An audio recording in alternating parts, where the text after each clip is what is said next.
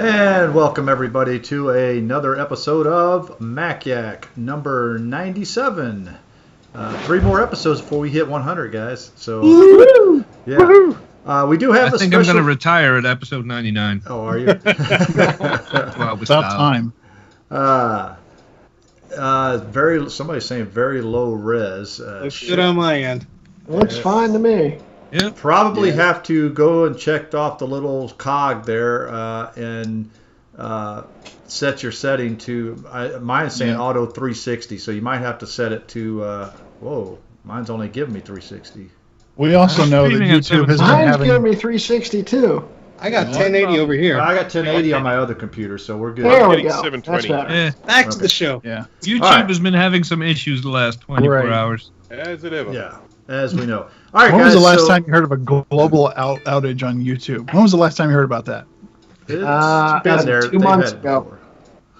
God, that's crazy. All right, so we do have a special guest on tonight, so we want to welcome our guest, Madeline, from Australia there. So we got 2 Australians with us tonight, so say hi, Madeline.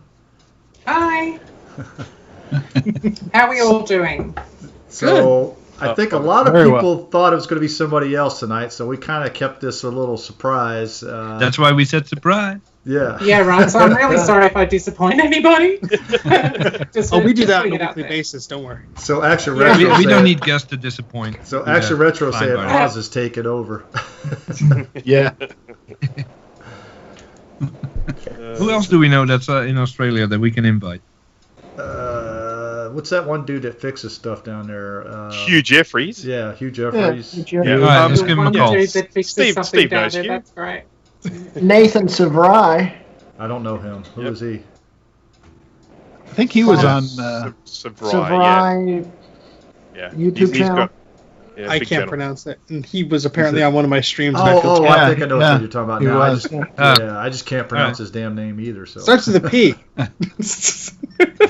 It was funny because Steve goes, "How do you say your name?" And he just typed it. Okay. You don't That helps. We invited Madeline on because, all by her own admission, she's an addict. She would like to share. So. Oh yeah, Dana Sabera. We could invite her sometime too. We'll just do an Aussie show, and the rest of us can knock off for the week. Yeah. there we go. Do it. Then showtime is probably going to be 4 a.m. our I time. must admit. You have a what? But don't we all? Yes, bit of a problem with the Macs, and we're come on this show to share our problems, so we all feel better about ourselves. Yes. Yeah. Hi everybody. I'm an addict. Yeah, my first Mac. I'm an addict. I got the last time I bought a Macintosh was yesterday. Me too. Last time I got one for free was probably a couple days ago. Apple Antiques Anonymous. There we go. All right, guys. So should we go? We got a lot to cover tonight, so we're gonna probably just go ahead and I guess jump into the topics here. So let's go ahead and get to topic number 1, and we're gonna. I think we're gonna throw Madeline under the bus here. Oh yeah, big time. She our custom. told us or said something about she likes to throw her logic boards in the dishwasher. Who in their right mind does that? Yeah. We have discussed this this comes before. up in topics on Facebook all the time, and I've got to tell you, I'm a fan. I am a massive fan of putting logic boards in the dishwasher. No.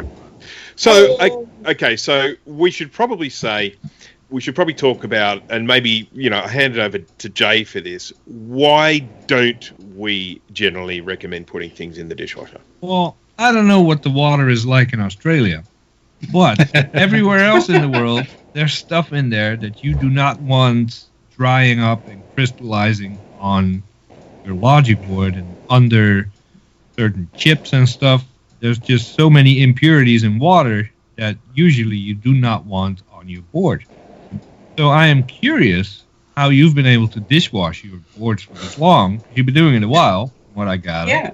Yeah. And they all still work. Or is that why they end up in Bruce's workshop? You see, so there's an Apple III sitting behind me, just there. And I threw that board in a dishwasher in about 2002. And I must admit, I turned it on yesterday and the keyboard encoder decided to die. That had nothing to do with putting it in the dishwasher, however, given I take the ICs out before I do it. Mm-hmm. So, I've done it with the Apple III, I've done it with Apple IIs. I've never had an ultrasonic cleaner. So for me, the dishwasher is the next best thing. Makes sense. And I guess the quality of the water does have a lot to do with it, whether you're going to... And, of course, the other thing is that once you get the board out of the dishwasher, if you rinse it in some distilled water, that would probably help to get some of the impurities off. That's true. Yeah, but here's another issue that I have with the dishwasher is those high-pressure jets on a dishwasher. Okay? You got a possibility of knocking components off. Oh, I think the board would have to be in a pretty lousy state for that to happen. Yeah. And you can put it on the gentle setting. Yeah, I don't think there's a gentle setting for... I don't think the jets... Apple III, it might actually help put the chips back on the damn Yeah. Yeah, and basically, everybody on this stream is against putting it in a dishwasher. I'm the only one for. So I'll just say, everybody else can say I'm neither because I don't own a dishwasher, so... I'll have to be out. For me, I'm neutral. I'm fairly neutral on it as well because I've had a lot of people. I know what the reasons are, the justification for not doing it. I understand that, but I just know too many people that have done it and haven't had any long-term issues. So I guess at the end of the day, if it's working for people, then. Yeah, as I say, I mean, I would recommend rinsing them with distilled water after they came out of the dishwasher. That would probably be putting them in a dishwasher is about the same as putting a board in the oven. I think no. I don't think so. Yeah. I don't think so. What is that about? All the time. What's the difference? Huh? You see people washing boards and sinks all the time with towels. That's a little bit different though. Wow. If you wash it in distilled water or something like Bruce said, if you rinse it in distilled water or even better yet, an alcohol bath, because that's even better for it. Yeah, I agree with that. I'll just say that the two problem boards I have, an 840 AV and a Macintosh QCX, have been through the dishwasher, and I don't think it has helped them. I don't think anything will help those, Steve. No, it will not. So it's right, not the fault of that. We got one of those people in the chat. Who's that? John says he put a board in the oven and it got fixed. It's always this one dude. Well, that's just... I mean, certain applications, putting it in the oven, you're reflowing some solder. You're those micro fissures that develop in the solder. Yeah, you're gonna not really reflowing the solder though. It's reflowing chips. Right. Hold on, right. I want to know, Action Retro, what laptop board was it? Was it the 2011 15-inch? Probably. Because that is not a fix. No, it isn't. It's a Band-Aid. It's a Band-Aid. What's the name of this guy? Just Tech Videos, lives in Japan or something. 3-letter abbreviation name. JDW. Yeah. He baked his iMac graphic card like 4 times or something. 4 times. And he got it to last 2 years. Yum. Yeah. But that's I baked the 2011. I baked the 2011 MacBook Pro, and I got it to last about a year. I mean, when I say baked, I didn't put it in the oven. I did it with a hot air station. But as we know, the solder balls under the chip are not the problem with those 2011 GPUs. Right. But I did manage to get it to work for another 12, well, actually more than 12 months, just by heating that chip with a hot air station. Yeah. Has anyone tried a grill? He's just messing with us now. Some charcoal. Yeah, it was a ThinkPad. Barbecue, right? It was a ThinkPad. Yeah, if it's fine. A PC, by all means, toss it in the oven. Yeah. Put it to broil. I temporarily leave it in there for a few days. A PC. I should admit that I put one of my 2FX boards in the dishwasher. Oh, shame! And I have had no problem with it. So we're gonna have to working today. Yeah. Yeah.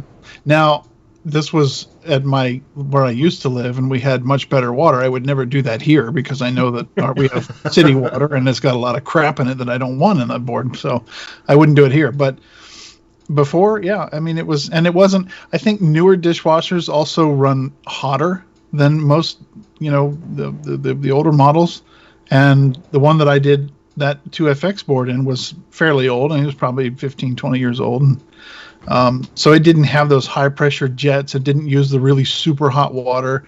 The one I have here is like 3 years old, and I would never put a board in there. I don't care what kind of water I get.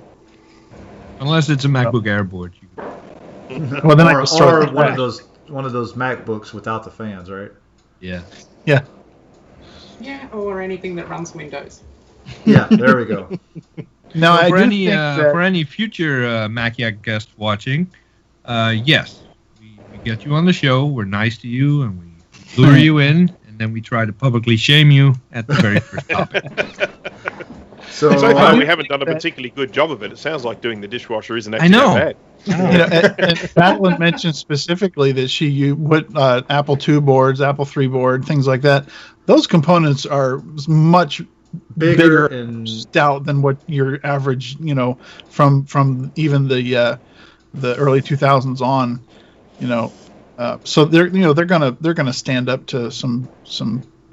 Absolutely, the traces are larger. Everything is bigger about them. So yeah, that's use a fire hose on that. I'm sure it'd be fine. Yeah. Let's try it in a slow motion video. I think the IC's across the street. you have to find them first. I can tell you, there are a few boards that I wouldn't put in a dishwasher, or I'd be very gentle with. One's an 840 AV. Another one's probably a Quadra 610. Some of those sort of early Quadras, they have real weak points where the traces meet the pads, and so I wouldn't want to do it with one of those. Yeah. Adrian is also a fan of the dishwasher. Who's Adrian? I think he's talking about Adrian's Digital Basement. Yeah. Oh, yeah. I mean, look, if that's the only thing that you have, and you fully accept the risks that you could potentially end up with, then I think it's your crap. Do whatever you want with it. Oh yeah. To be fair, I have nothing against putting your stuff in the dishwasher or baking it in the oven or dragging it behind your car or doing whatever the hell you want to do. But a lot of people present it, and not you, Madeline, but a lot of people on Facebook and videos and stuff, they present it as a fix.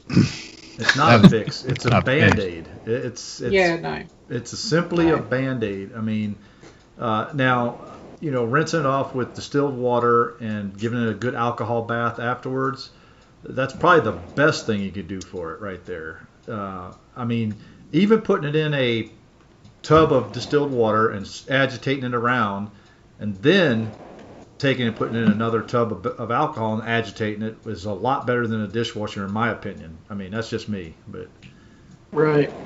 Well, our opinions don't seem to matter because people like dishwashers.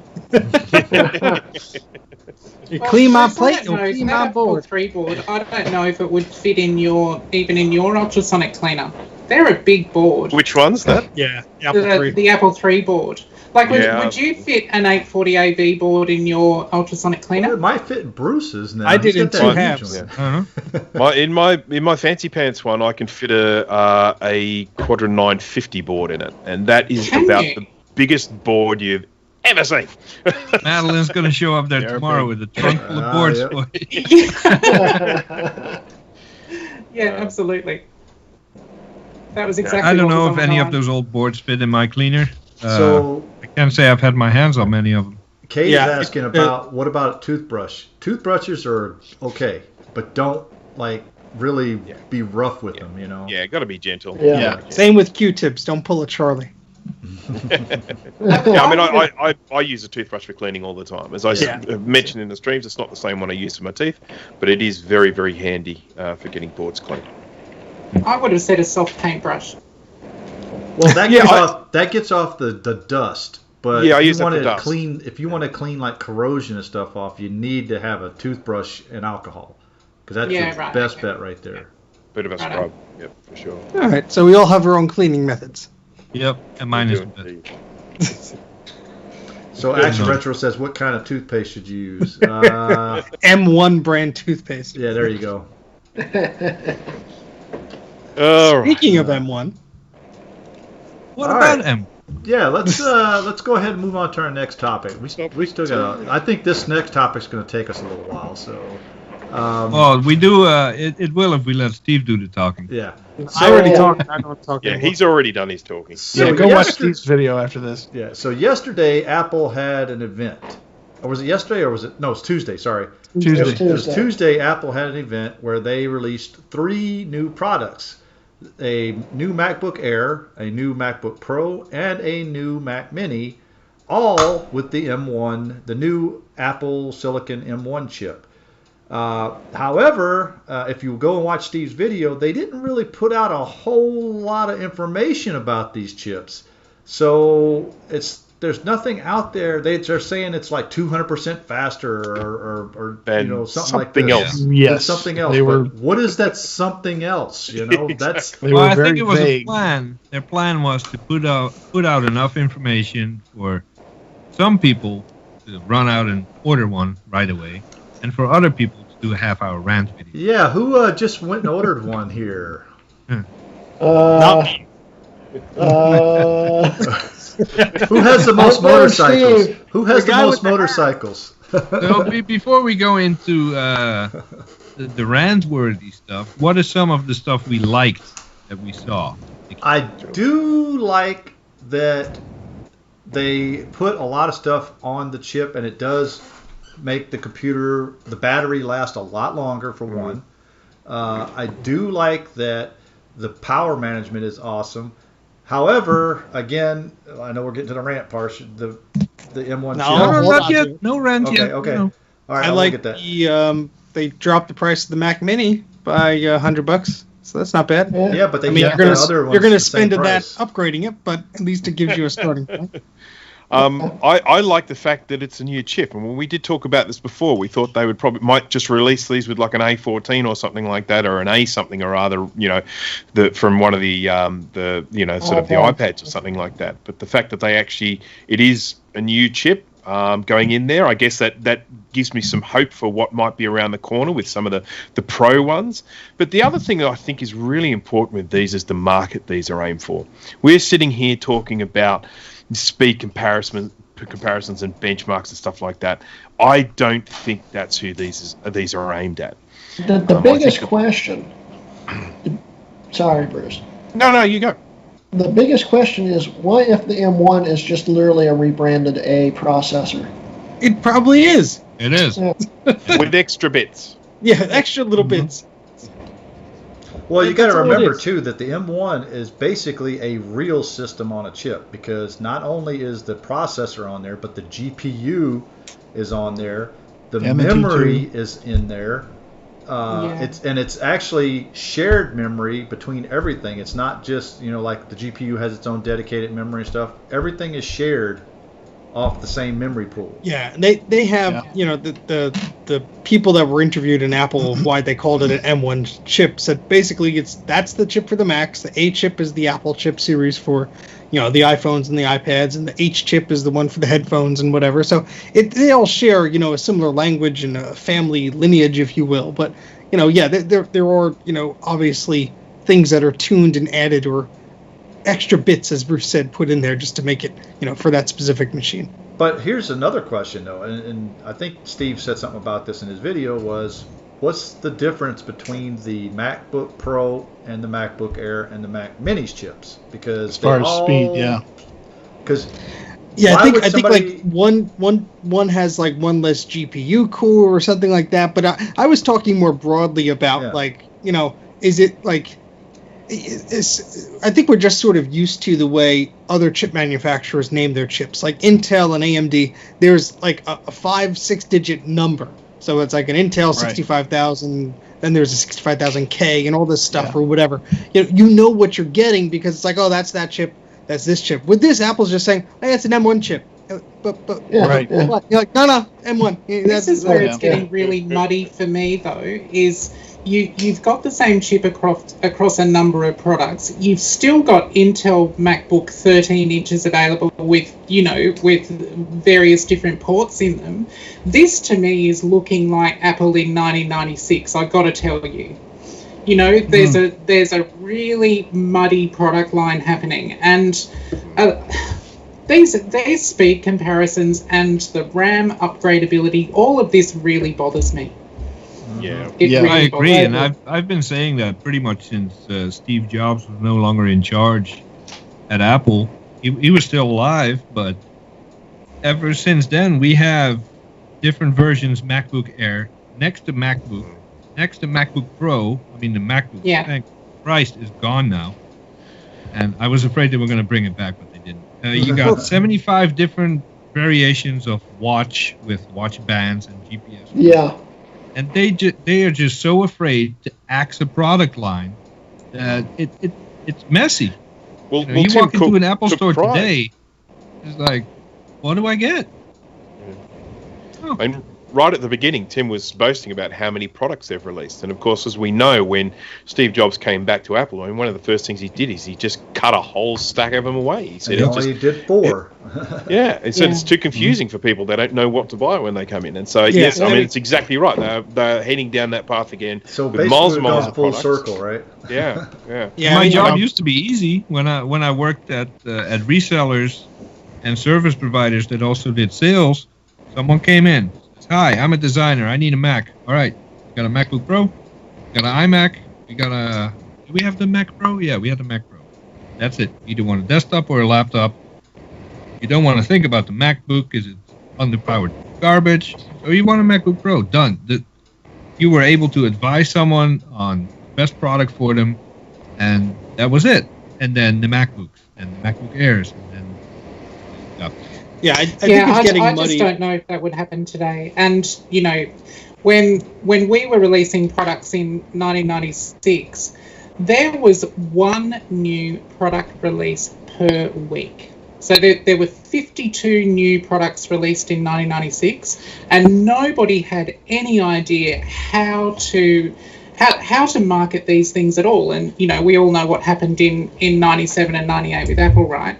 And I just feel like this product line at the moment is going down that same path, but it's worse because, in a lot of groups on Facebook, you have people coming up all the time saying, I've got a MacBook Air that is 2-3 years old and it's becoming a little slow with the applications that I'm using. So, can I upgrade the RAM? Can I upgrade the storage? What can I do, And taking that away from people, I wonder if without bagging out Apple too much, because, obviously I'm a fan, but I just wonder if they're going too far down this path of producing products that have a very, very limited shelf life. Yeah, and I think they're just basically, unfortunately, with these low-end products that they've showed us so far, and these are the only ones we've seen so far, they're very iPad-esque. It's like, this is a machine, you could buy it, it's going to last you a few years, where as the mentality was, back with the Mac 2 and, the Power Macs and stuff like that, there were things you could open up and access, and that, obviously, those are more the professional lines of things. I mean, Jay was talking about Steve Jobs' influence on things, but, he didn't want memory upgraded or even a slot in the original Mac. So, I think that was, unfortunately, what he desired. Well, keep it simple. You don't need expandability. You don't need this. You don't need that. Obviously, these machines have gained a whole different life since then. But I am concerned, just like you've mentioned, of we're going to get these machines that are going to be basically expensive iPads. Now, I hope that we will get the same type of expandability, what little Apple left on the iMac and things like that, where you'd have the memory to upgrade, or maybe you could upgrade the SSD or something like that. But I mean, it looks like a lot of this stuff is probably easier and cheaper for them to manufacture. Oh, we'll just make one chip and have the memory on the same die or whatever, and then we're just slap it on the board, and then it's probably less moving parts for them. But I think that's fine on the low end for people who are going to just use a computer for a few years, and that's what they're going to do. But for people like us, I think that's putting a really bad taste in our mouth and just reminding us of the performance. but I would wager that the people that are going to buy this computer, the people that this is marketed to, are not going to be sharing the same concerns that we have. Yep. These things, I think they will sell like hotcakes, and I bet these things get obscene battery life because of the low power consumption. Don't get hot. Great for browsing the web, doing the majority of things that people do on laptops. Okay, if you're going to get into Final Cut, no way, we're not going to be looking at these computers. But they're not really trying to sell these to the pro market. So I suspect that although these are all, really warranted concerns that I think in terms of the way Apple is making disposable computers, which is terrible for the environment. I think the majority of people. No. That's another they are issue very, there, very Bruce. green. Because like Jay just said, they have said that they're green. However, I think they're making more and more products that are going to be ended up in e-waste facilities because you can't upgrade it. I mean, and they've been doing that since the early 2000s. But here you go. You got a computer that you can't upgrade the memory. But if you could buy like the low end one just to try it, you get somebody that doesn't know their way around a Mac. They buy the low end because they want to try it.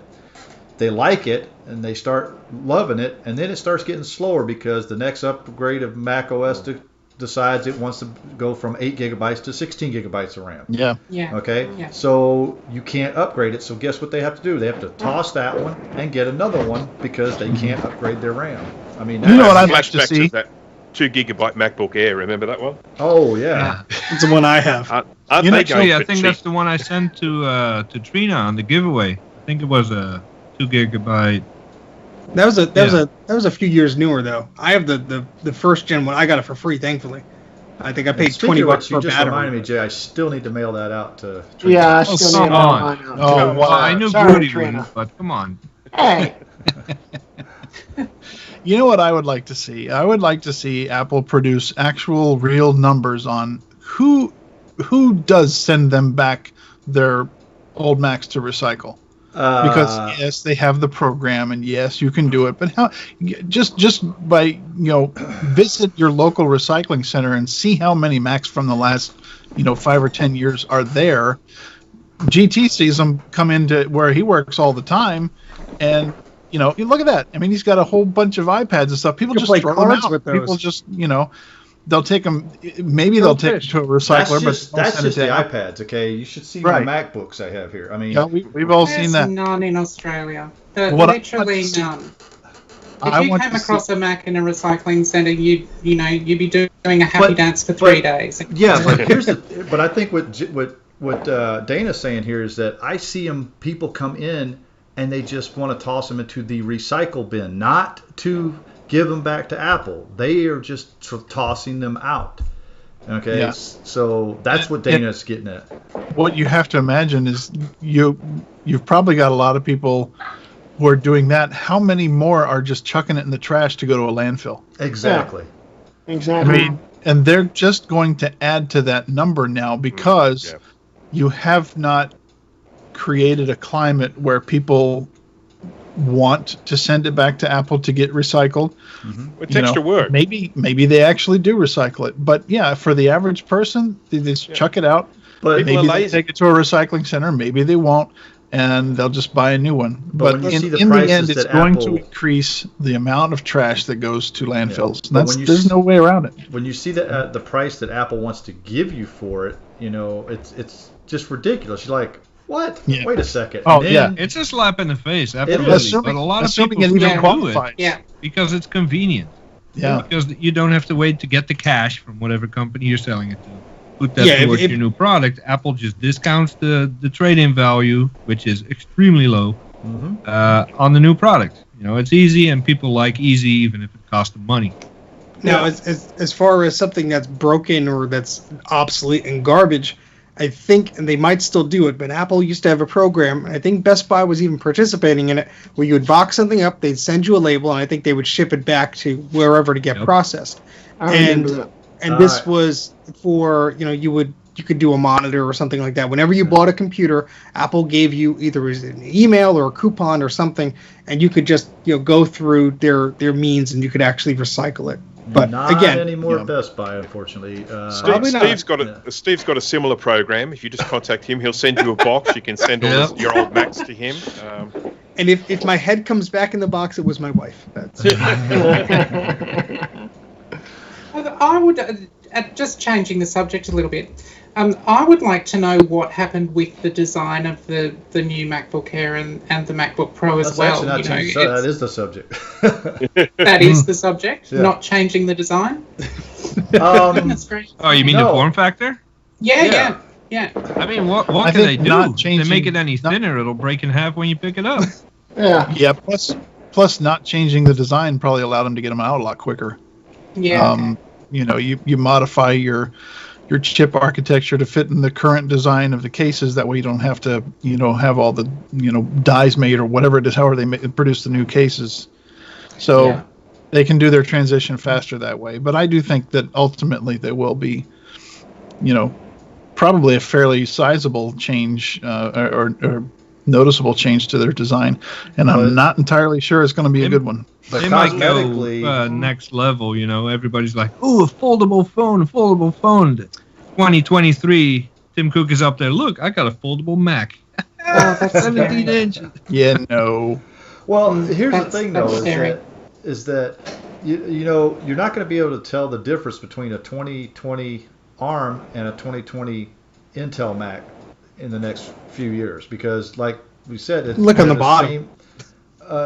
Yeah, but you need a magnifying glass to see it half the time, especially with my eyes. It's there. I literally have to take a photo with a phone and then blow it up.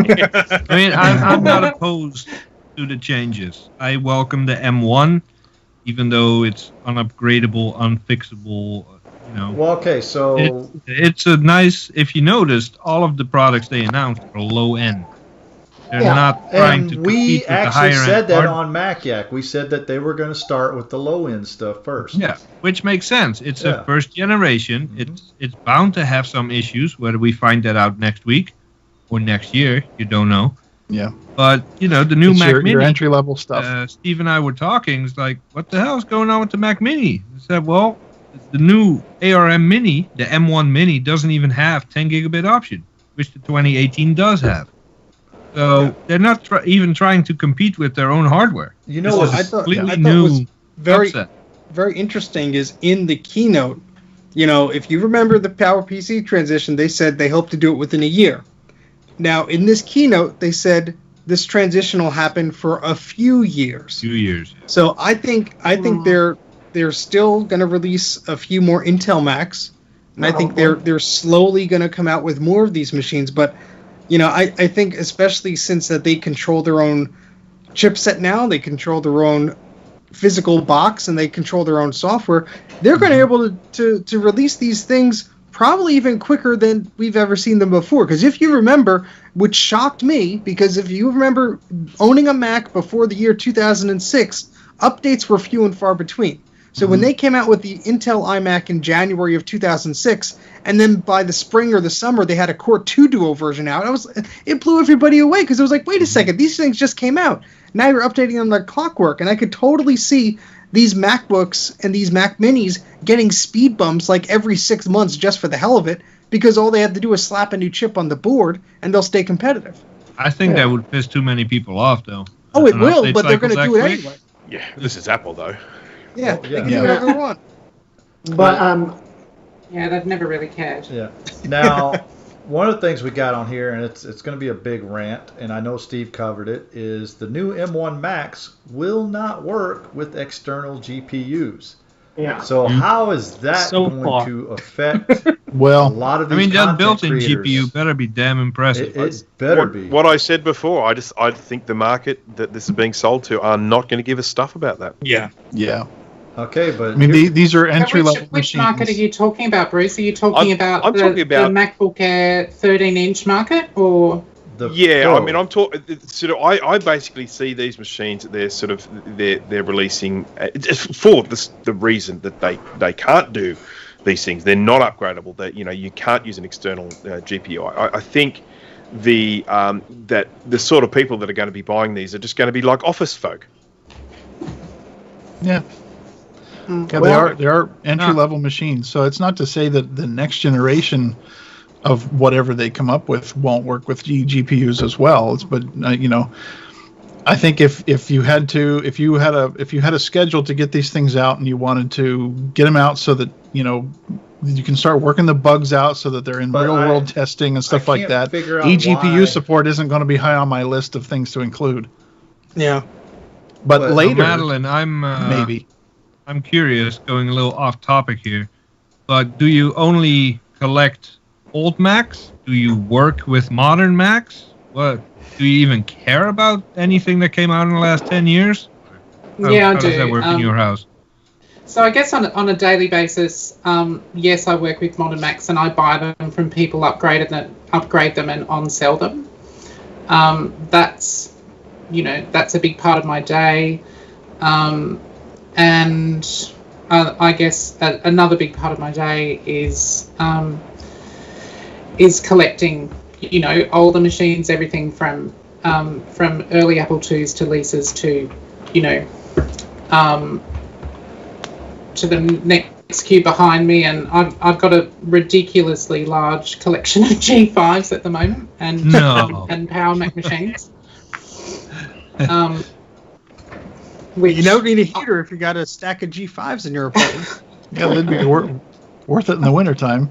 I don't know how that happened, but yeah. So I'm actually a fan of the trash can, and I know that nobody else is. But who invited her? Yeah. Someone gave me one for free. I'd use it. I don't care. I've got one sitting on my desk right now, and I like the form factor of that thing. It's a beautiful looking machine, if you ask me. I agree. It is pretty, but until you try to upgrade it. Exactly. Right. Yeah. If it's fast enough, you don't need to upgrade it. It was a failure for the market to which it was marketed. That was the main problem with it. Yeah. But really, if you look at it as it is, and if you had the opportunity to have one sitting on your desk and working with it, as long as we're not going down that that upgrade path, then I think they're fine. How can we not, Bruce? This is Mac Yak. We upgrade. What do you do with that trash can? Do you use it for work, or it's just? I use it for work. I use it for trash. I mean, I don't do any video editing whatsoever. So, I've always worked in the marketing, PR, design, advertising industry, and my specialty was print. Yep. And copywriting. So, part of my day will be, sitting and writing various things, and another part of the day will be image editing. And for image editing and for high-end large image editing, that machine is fine. Mm-hmm. It's absolutely fine. So but I can understand your love of the 5.1 machines, because they are ultimately upgradable, and they're definitely ultimately upgradable compared to that thing. Like, I was trying to find some better graphics cards for that, and I've given up. Yeah, there aren't any. Yeah, it's not a standard form factor. It's a proprietary you would have thing. to go eGPU, I think.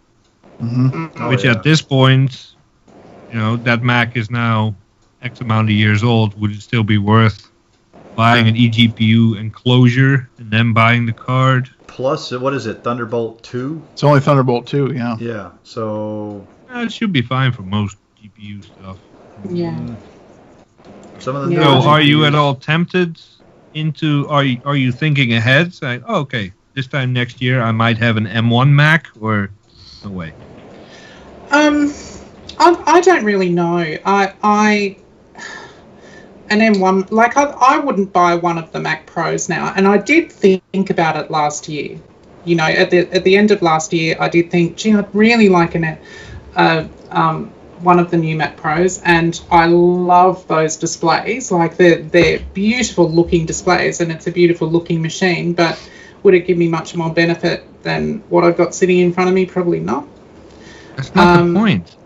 And well, you also got to remember too, and Madeline probably doesn't know this, is that I had a 2017 27-inch iMac. Okay. Yeah. And I actually sold it when I got my 2009 4,1 flash to 5,1 because it was much faster multi-core than my 2017. I mean, it smoked my 2017. So Yeah. I mean, My objection with the new M1 chips, currently, I have no hands-on experience. I haven't seen the benchmarks or any real-world implementation of it. Look how quickly your phones become slow every time you update the iOS. Mm-hmm. I can update this Mac Pro, Snow Leopard, Big Sur, and it'll be fast. How will that work with the M1 chip? Yeah. You know? And from a, of course, repairability and upgradability standpoint, I don't like anything Apple releases. Yeah, and that's what I was talking about in my video. Was I sincerely hope, and I've seen no indication of this. So as I said, my video was just speculation and worrying at my point.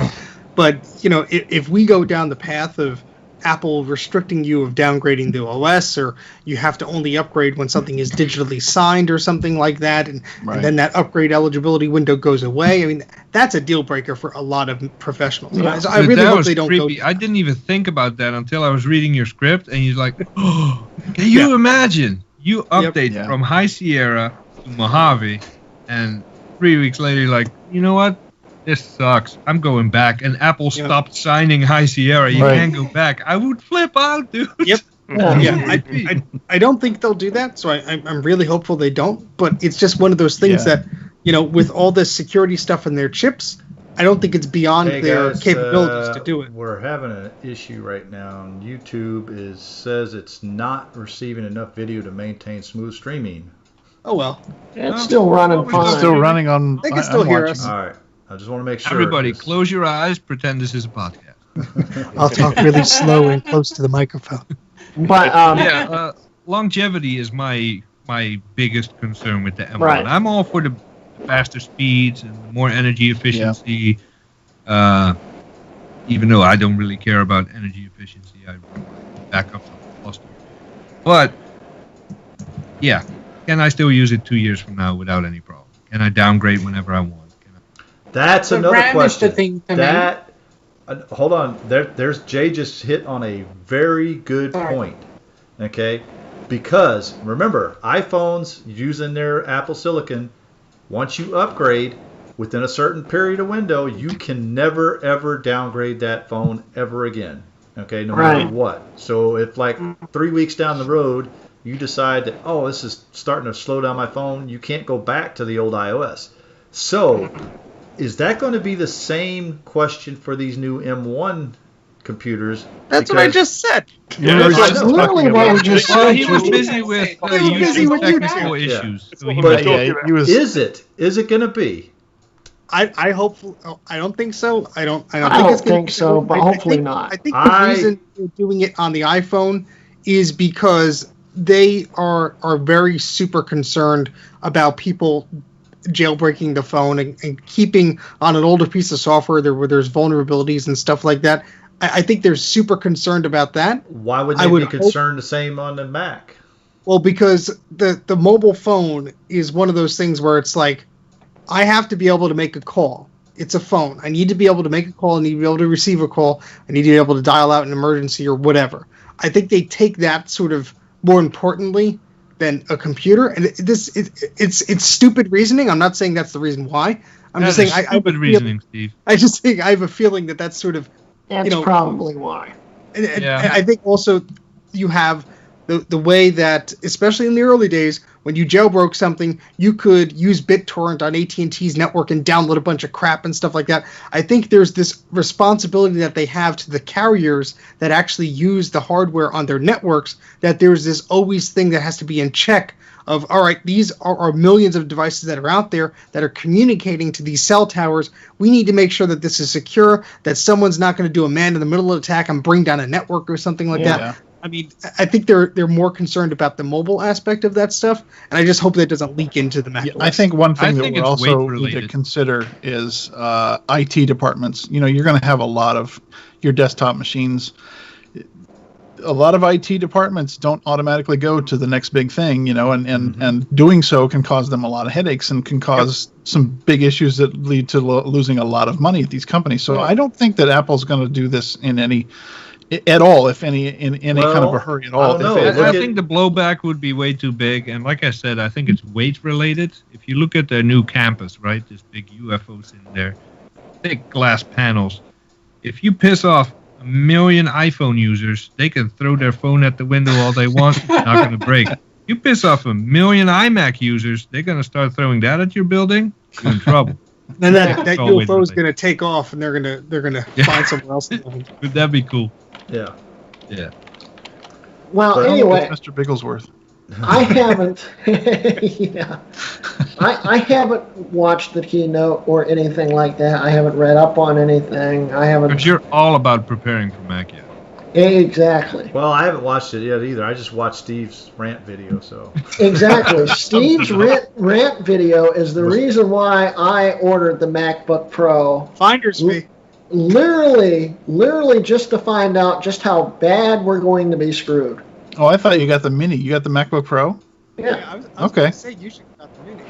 Then you can Yeah. All right, so Steve, your audio just went way down. Yeah, it did.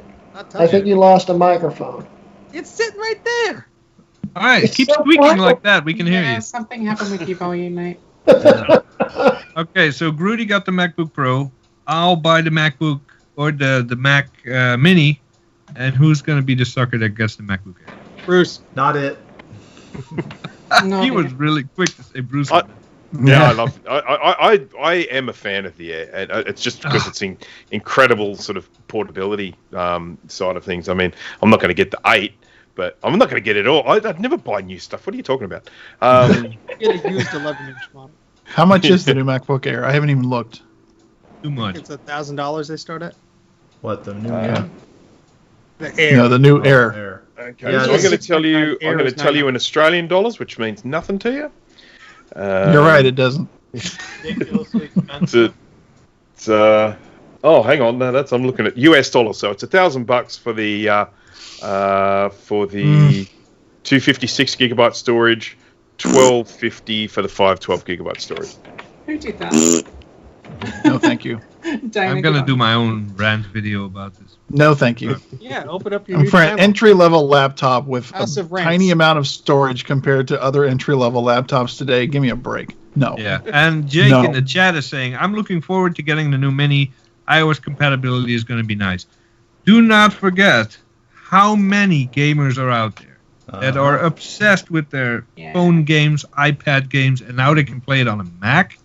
Yeah. Yeah. That's going to be a But huge part of the sale. Here's the drawback to that as well.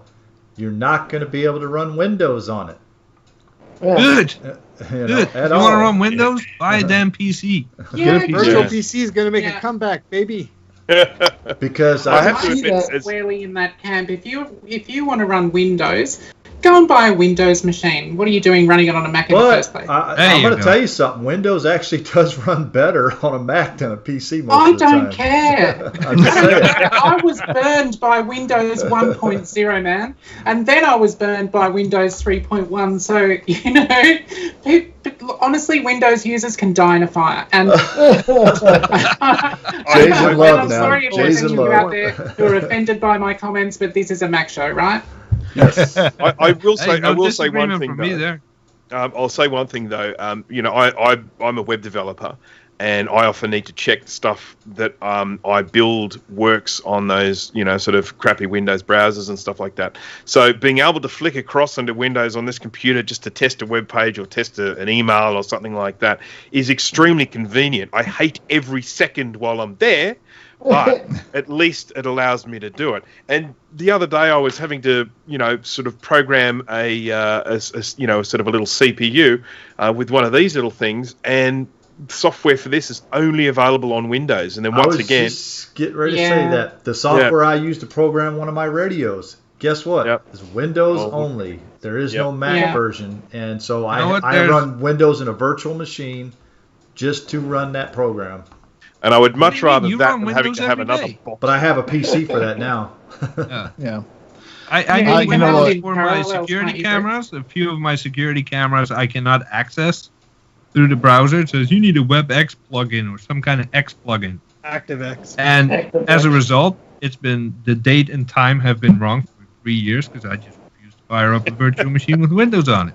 Mhm. I have logic boards that need the BIOS reprogrammed. Stack of them. I refuse to go into Windows Virtual Machine. You I just- can do that with a Raspberry Pi, though, I think, can't you? That's great. I don't like code and all that stuff either. I might try that because I don't mind it as much. You got to as Windows. remember, Bruce, Jay doesn't even like command line interface. So if it's Nope. not a GUI, he's Neither not do going to do it. Wow. I always hated DOS. Yep. With I love with all DOS. this stuff of running Windows and things like that, I mean, I think it was also a crutch in the early days of the Intel Macs because a lot of people were like, "Oh, you can run Boot Camp or Parallels or whatever. We don't need to release a Mac application."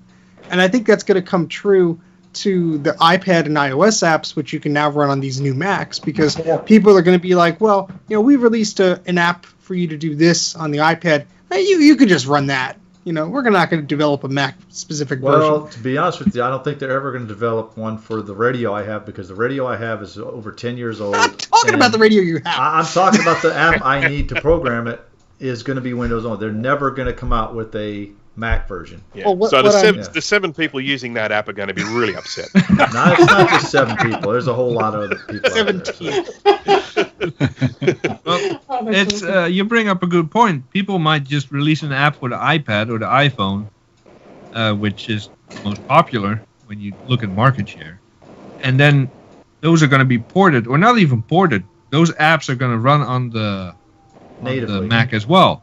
2 days ago, I signed up for Parler. Social media is getting a little freaking intense right now, so I'm just getting accounts in other places in case it all blows up. The Parler app on the phone is a typical iPhone app, but I don't want to stare at my phone. So I go to it on the browser, and it's just an enlarged version of the iPhone app. And I hate it. I want an app that's optimized for... And that's No. exactly what you're going to get if you try to run. I'm afraid Any- so. yeah. Yeah. Well, they did say that they are pushing these developers to not just make, the iOS version cut and dry a port and then make it on the Mac. They are forcing, gently reminding them that, look, there are all these APIs and bells and whistles that you could, have on a Mac where, the input device and stuff like that is more tailored to the app and this and that. Who knows if those developers can actually pay attention to that? Because if I was somebody and I had to make something that worked across all 3 devices or whatever, I'd be like, well, I'll just take the cheapest route, Well, But, I mean, then we're that's why I'm not we're starting to get into that thing called fragmentation, where they're starting to fragment, everything. Where guess what? Now we had to make one for the phone, then we had to make one for the iPad. Now we got to make one for the Mac. So now you got to make all 3 different versions. And what we're getting, what do we call that when we do it? It's bloat, because the programs the apps are getting bigger and bigger because you got to put all 3 in one app. And Yeah. it's just gonna, when you load it on your phone now, you're gonna have all 3 versions on there. You're gonna like, why? And don't forget, this whole M1 chip and the new code base and all that marks the death of our current Intel machine. At some point, Adobe is going to say, listen, we've been making universal binaries for 3 years now. Goodbye, Intel. We're focusing our efforts on the M1. And even though our Mac Pros and our iMacs and all that stuff can still run the latest system, it's powerful enough, there's not going to be any software to run.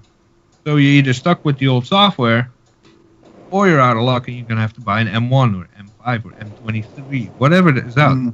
Well, So this to be honest with does you, put a ticking time might- bomb on to our... be honest yeah. with you, Jay, though, I don't think that the Mac Pro, the new Mac Pro, is going to go to the ARM anytime soon, because I just don't think it's that powerful enough to work on that. they would have to type put of 30 of them program. in there. Yeah, I agree, GT. I think that's absolutely gonna agree with that's gonna be towards the end of their many years or whatever they said. Yes, I think Yeah. I'm looking at Years. probably 4 to 5 years down the road before you see.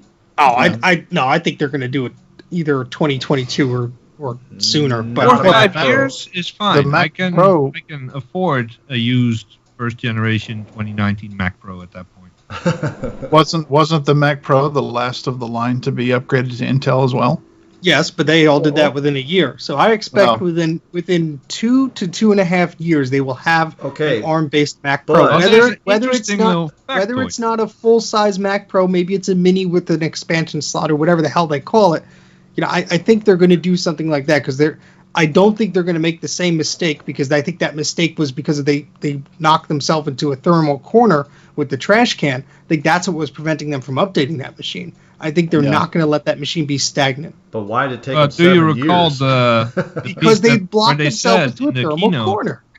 when they said, I don't recall exactly, but universal binary code or an Intel app runs faster in universal binary than it did on the Intel, something like that. Yeah. Remember that? Yeah, I So- do. That might keep Intel code around a bit longer, but I don't know. At some point, there's going to be more M Macs out there than Intel Macs, and these companies are going to have a choice to make. So Yeah, Ken is just saying like our the audio PowerPC mix stuff. is really hot and everyone is buzzing. I don't Nobody hear, else is complaining. Yeah, I haven't heard any buzzing. I think Ken has a bee in his ear. Yep, Ken is drunk again. That's great.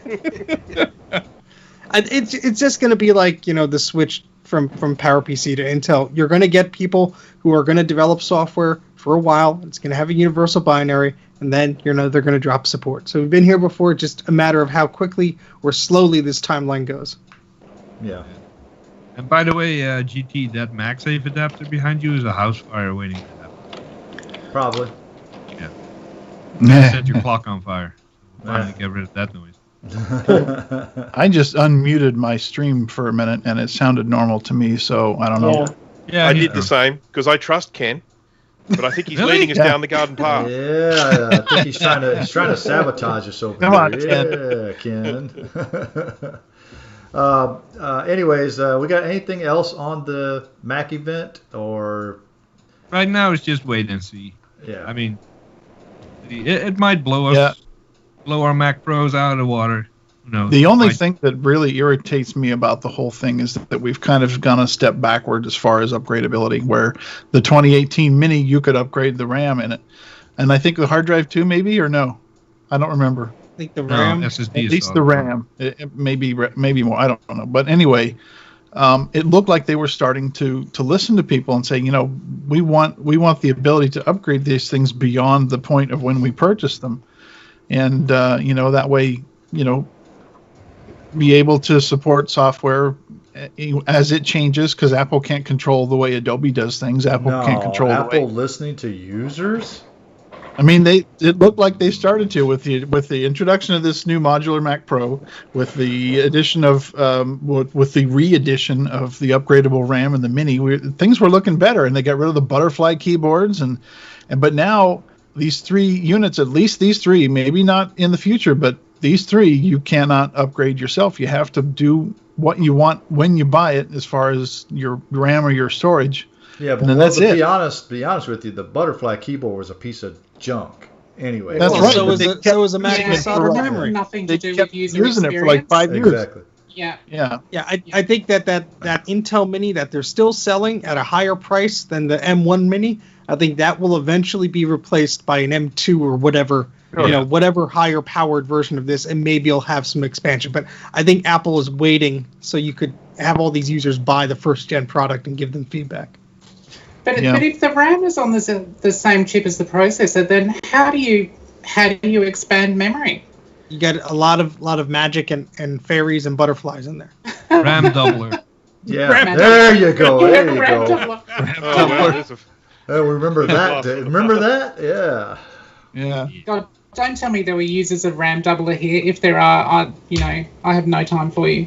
There's Well, it's funny actually because at the time that it came out, I think I think people bought it just because they're like, how does this work? What do you that's why I mean? got it. And installed it on a computer and really find out that it's not particularly beneficial. But I No. tell you what, when I used to go out and fix Macs back in the day, so many people had it installed.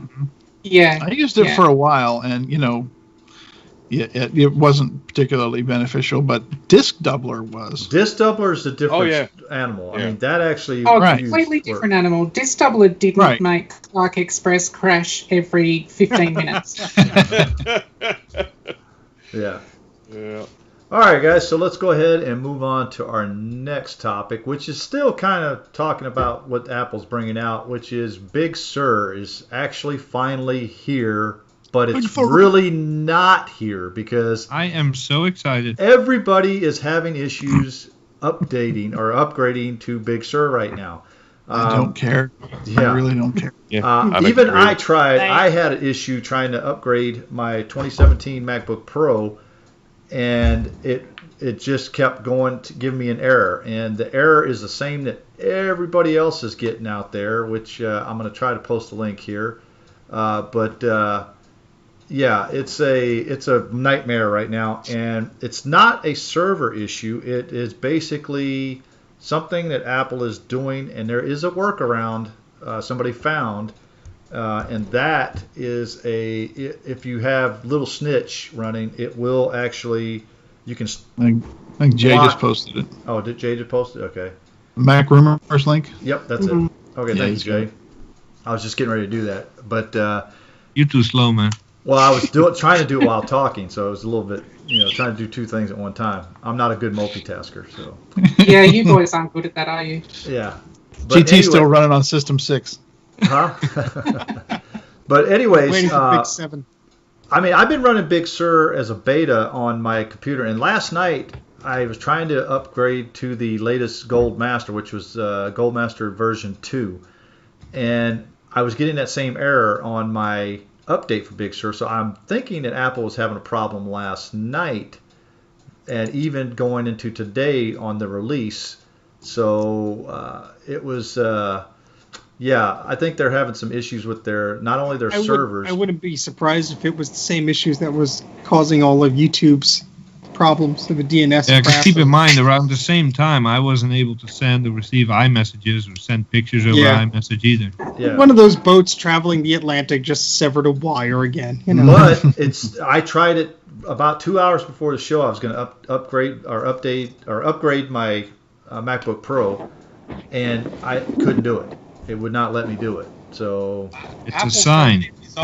So you don't think it was a sheer volume of users thing? No. Like, everybody has automatic updates turned on now. So that means when it clicks over a certain time, how many users are trying to download the same thing at the same time? it's not giving me a slow internet connection error. That would be that, but it's given a totally different error. And if you go to the article there, the error that it's showing up in there is the exact same error I keep getting. And basically, it's somebody found out that it's actually trying to talk to a URL that is basically the problem, and if you block it with Little Snitch, the update works fine.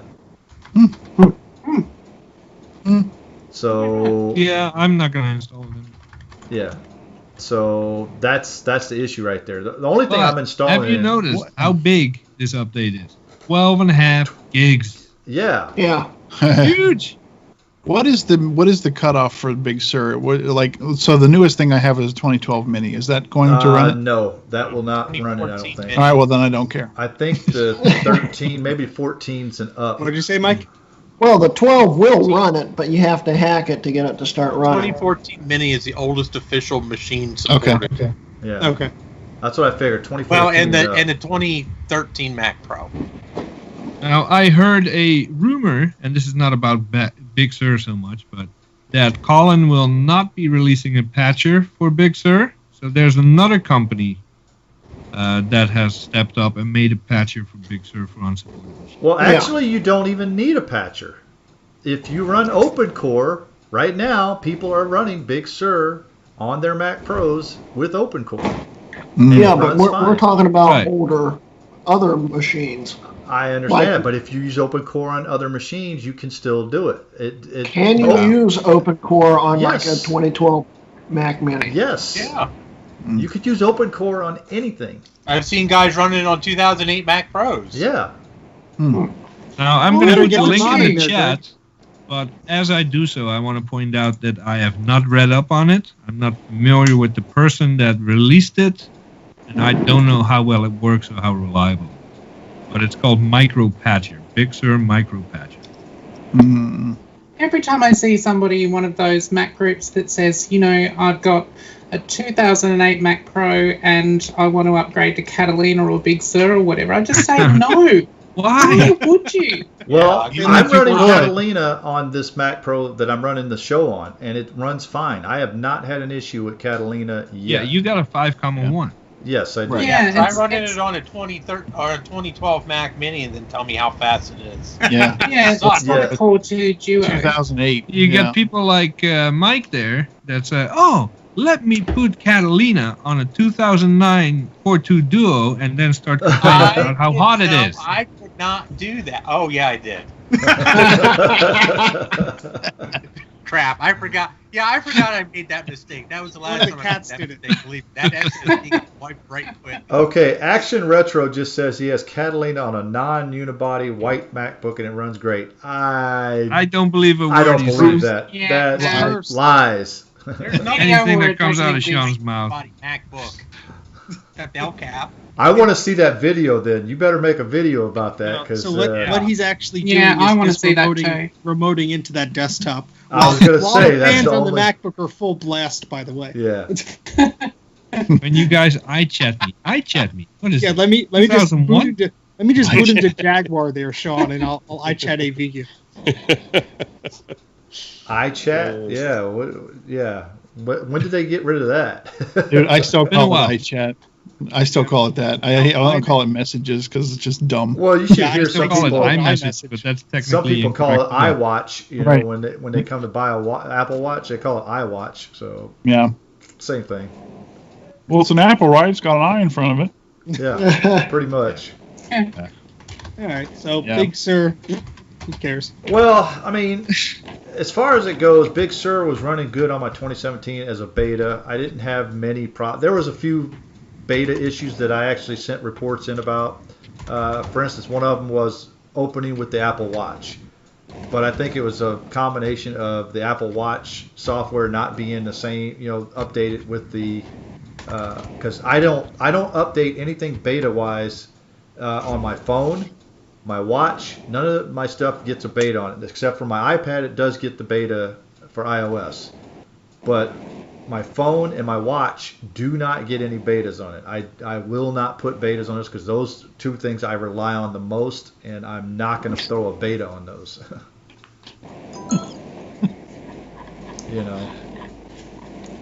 I swear. Why is Dana giggling? Because he's reading your I comment. just saw one of our message threads.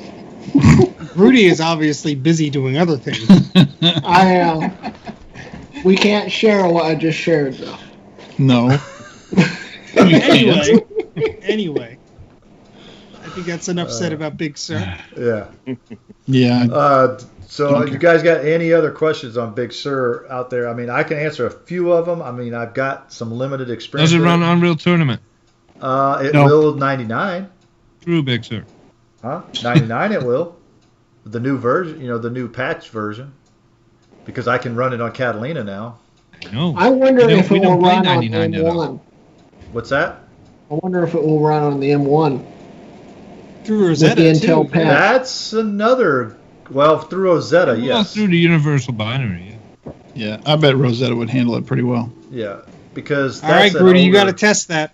I'm going to Yeah. have You'll be the first Yeah. person to do it. All I'm right, sure. so Mac And Touch your Librarian MacBook says, Pro will be facing off against my i7 MacBook Air. so I still Kate, have one that I haven't sold yet. So Kate we'll is use asking- that. first soul. all right. Kate is asking any compatibility issues you saw with Big Sur. Not really. I haven't seen too many compatibility issues. I mean, I don't have too much software on there, but Wired works. Let's see, all the apps, the Apple apps like Pages, Numbers, all that stuff works. But here's the problem with those apps now. Ever since they updated the apps, Mojave, if you have Mojave versions of Pages, Numbers, and all that stuff, and someone goes and edits a document with Catalina's version, you no longer can edit the shared version anymore. We found that out, and I think we talked about that. Yeah, thanks for that, GT. Yeah. Yep. Sorry about that. Rick? Raise your hand if you're on Catalina. But, however, you can go to the web version and, get and update the document as well. I mean, you can actually go to the web version on Mojave and below and still edit it. So, yeah, you're gonna type while yeah, okay. So, you guys got any other questions on it? And we're gonna go ahead and go on to our next topic here. Well, one thing to note that this does mark the death of High Sierra. We will no longer be getting security updates or any kind of updates unless Apple's been doing some weird stuff recently. Updates, they suddenly release updates for older iOS, older watchOS versions as well, but not older macOS versions. So I really think that today marks the official support demise of High Sierra. Yeah. Boo. Yeah. And High Sierra is a pretty good operator. So in fact, the machine you see back here is running High Sierra right now. That's because it's a 2009 iMac, and that's the highest native version it will run. So I mean, I like it on that machine. It works fine and it does what I need it to do. You can keep. Huh? Stop updating our documents. We can't access it anymore. Yeah. Okay, all right, so let me get the next topic on ground here. Wait, do we allow our guests to have guests? He's a cute one. This is Boo Boo. She's been whinging at the door for the last hour or so I thought I'd come and introduce her. Boo Boo saying, hello. That's all right, because Rudy's dogs take up the entire picture, so. Yeah. He'd break his leg. Mine is actually sitting laying down by my feet here. He always does that, even when I'm racing and stuff. He'll lay down by my feet. So. I am a cat person. Well, you have evil cats, though, Jay. What makes them evil? They're not evil at all. They just want to you just want to get rid of them half the time when they're messing up with or in your room. You don't want them in there. That's not evil. That's affectionate. That's how cats show affection. Yes. Now, before we jump onto this topic, I just want to say, just sort of to wrap up the, sort of the Apple event. It was unbelievable, remarkable, incredibly capable, affordable, more powerful, stunning, versatile, and amazingly capable. There were just and that's just in the first 60 seconds. Yeah, and if you want to hear more rants about it, you could watch the video I did on it if you haven't done so. Yeah. All right, guys. So we're going to go on to our next topic, which is. Do we have any material for the game round? No, or are we skipping that. We didn't. I didn't see any, so we're skipping it. Yeah. All right.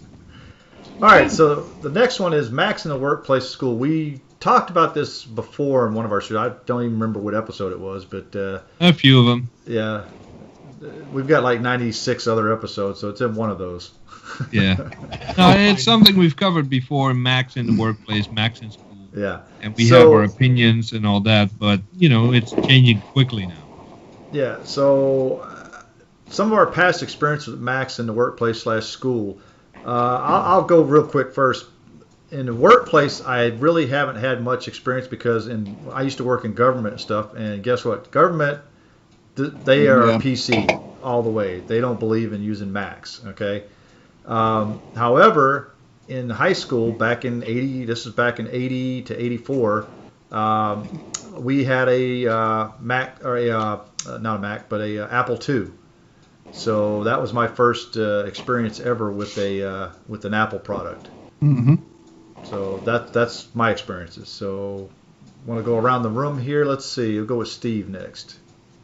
Yeah, so I mean, it's interesting because the last place I worked at, they whoever just took over the IT department was having a big push to try and eliminate or severely reduce the amount of Macs that were in the workplace.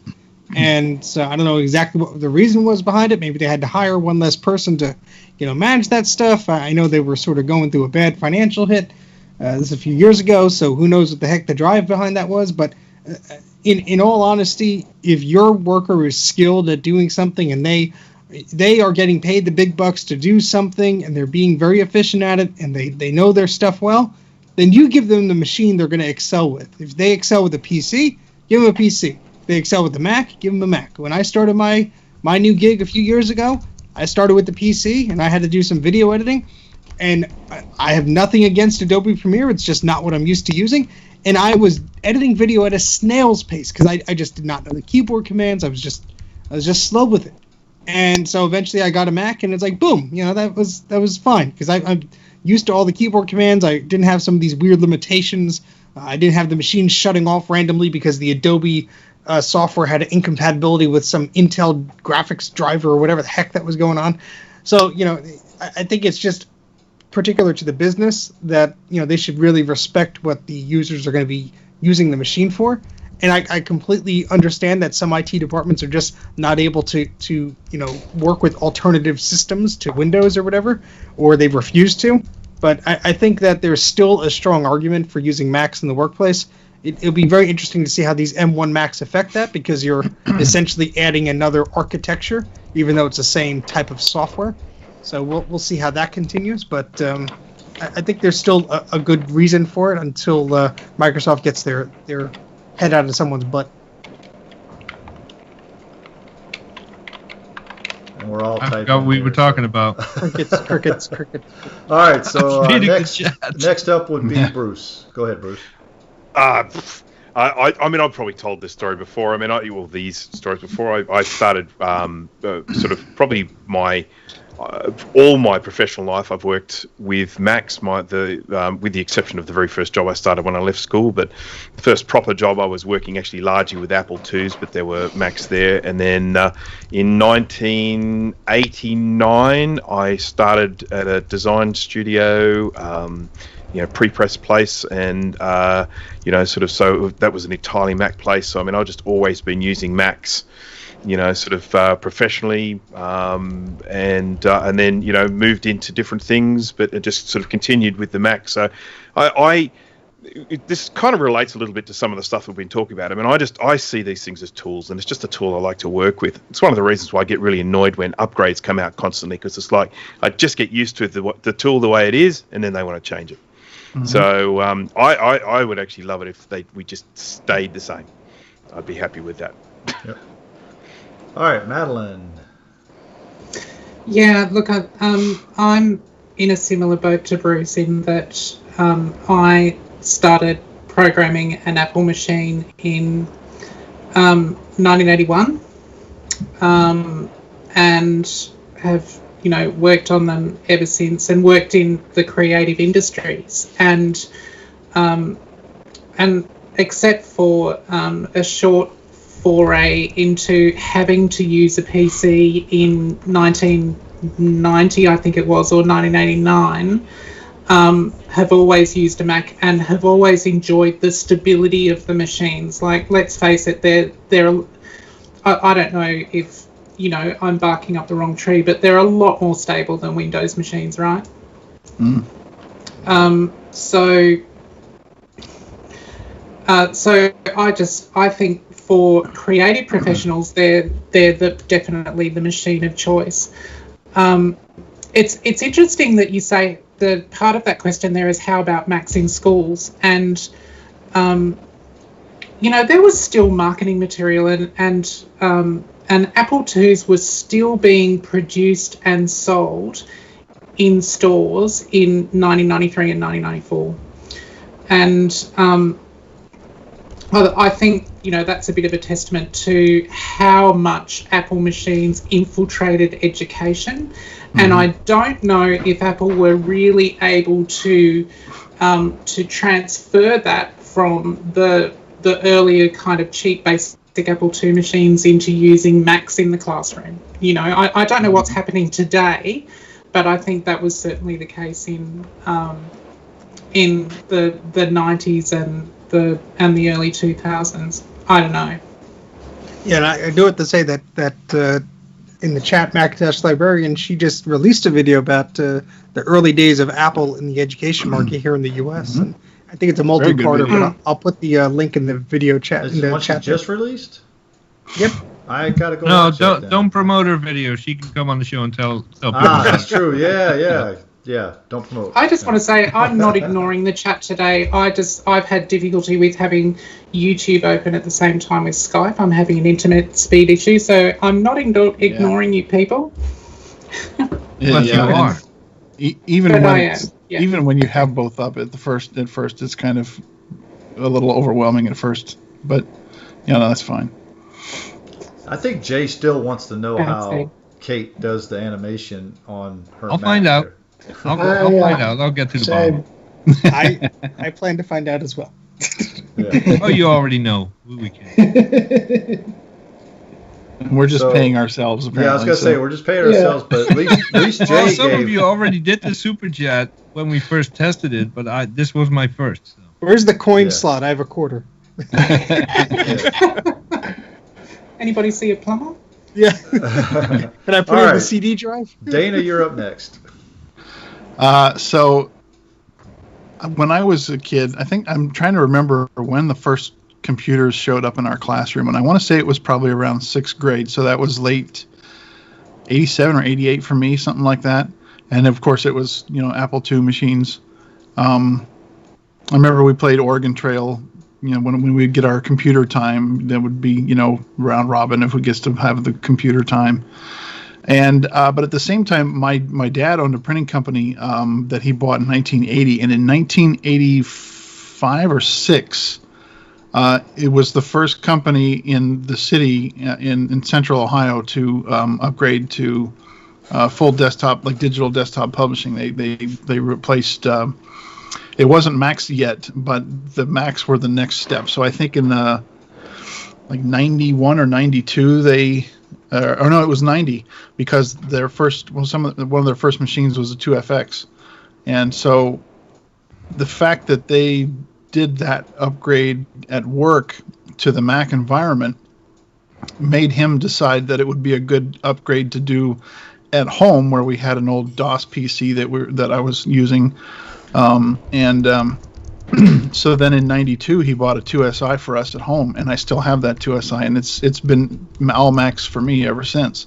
So when I started working for him in full-time in 95, then within I think the first year or so, one of our pre-press operators decided to try a different career, and so she was leaving, and so he had me go in there and learn how to do it, and that's the rest is history. So it was all Macs for me from then on. We had a Centris 650, which I still have, the 2FX, which I still have. I'm trying to think of what else it eventually went to G3s, G4s, and so yeah, it was from 6th grade on. I think Macs took a bigger and bigger role, not only in where I was educated, but at home, because they took a bigger role where at work where my dad worked. So, yeah, I think, like I said, I think somebody already said that. I don't know what the status is of Apple's in education right now.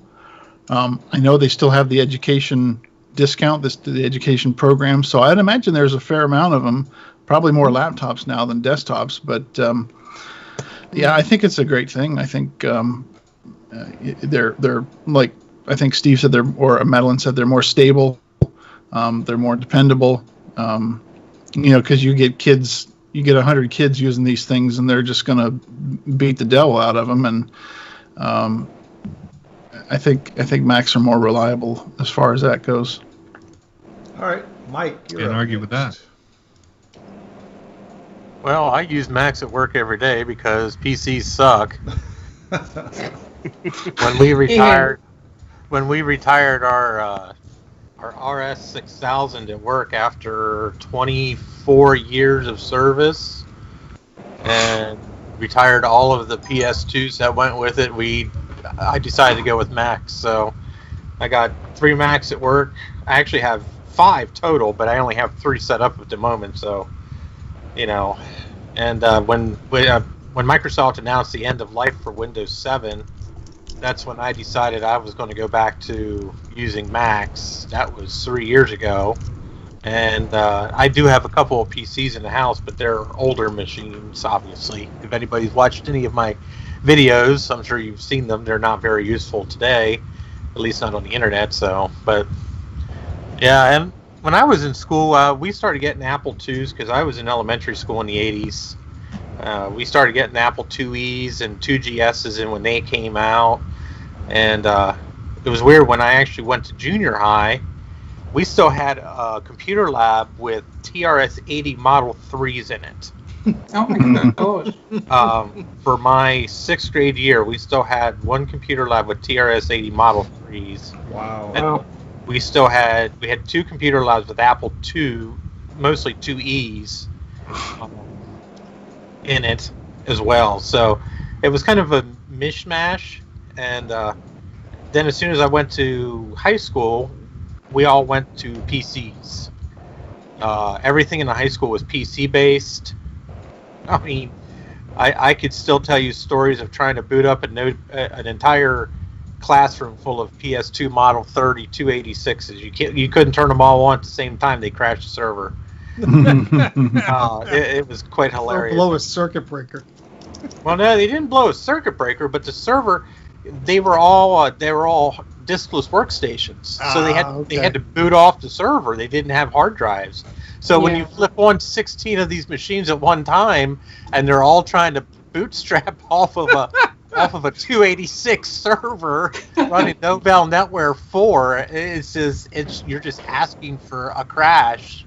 And that's pretty much what PCs are known for. They're known for crashing, and they're very good. They're very good at it, and they do it very efficiently. and Microsoft keeps updating the operating system often enough to make sure that they keep doing it efficiently. So if there's one thing that they're good at, it's crashing. Yeah. I mean, I have a 2006 Mac. I have several 2006 Mac Pros at work. And, the only time that they ever get rebooted is when the power goes off and the battery dies. Because unfortunately, where we're at, that happens quite often, and it usually happens when nobody's there. Other than that, those machines run 24 hours a day, 7 days a week, 365 days a year. You just said they don't because you said it happens very often. Well, I mean, I'm saying other than that, I don't shut the machines down like manually ever. So the only time they ever get shut down is when we have a power failure. Well, here's another thing too about that, Mike, and you just mentioned that, is that Mac OS is such resilient, but you try that with a Windows machine, it'll never come back up. Oh my god! Yeah. I tried. When we retired the RS6000, I actually did try going to PCs for about. I think that lasted about 3 months. I got a couple. You held out long. Huh? You held out long. Yeah. Well, I got a bunch of old Dell Optiplex Core 2 Duo machines, and oh my god, were they freaking slow and miserable. And they were running Windows 7, so it's not like they were that out of date. But yeah, and then we couldn't get the software to transfer right. It was a real nightmare.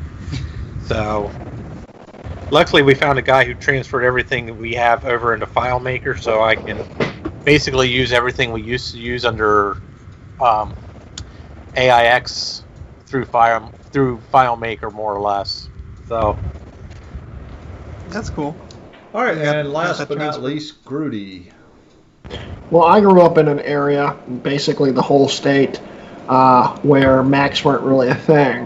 When I was in grade school, in kindergarten, my kindergarten class was the last class to use our computer lab full of Apple IIes. So that was 1997. And the very next year, they upgraded from 2Es to Pentium 2 powered IBM desktops, and that's about all the experience I had with any Apple products at all until a long time later. I mean, we did go to a museum that had a room full of iMacs, iMac G3s when I was in grade school, but other than that, other than wanting to get one from Circuit City back in like 2002, and I didn't do it. I grew up on PC. I thought it was kind of weird, but kind of neat at the same time. I didn't really touch them. I didn't even really look at them. My uncle had a few, but he always he transitioned in like 2009 to a Mac, and loved it. And he always sung the praises of them. And I went to college, and my college had every computer lab had about 3 or 4 Macs in it, and the rest of them were all PCs. And the Macs were just for people that used Macs, and I always used the PCs, of course. And it wasn't until right before I graduated that I got into Macs in general with my headless iMac G4, and then I graduated and got my first white MacBook used from I can't remember, Newegg, I think. And then that's the basically end of the story. Where I worked, like at Kroger and stuff, all the systems ran off of PC-based systems and stuff. Even to this day, it's rare to see a Mac out in the wild in West Virginia. I don't know why West Virginia is so straight-laced with PCs. That's because you bought them all, and you have them all at your house there. That's basically it, I think. But I didn't have much of experience with them in school, and I didn't really have much of an experience with them anywhere else until I just got into them randomly. So.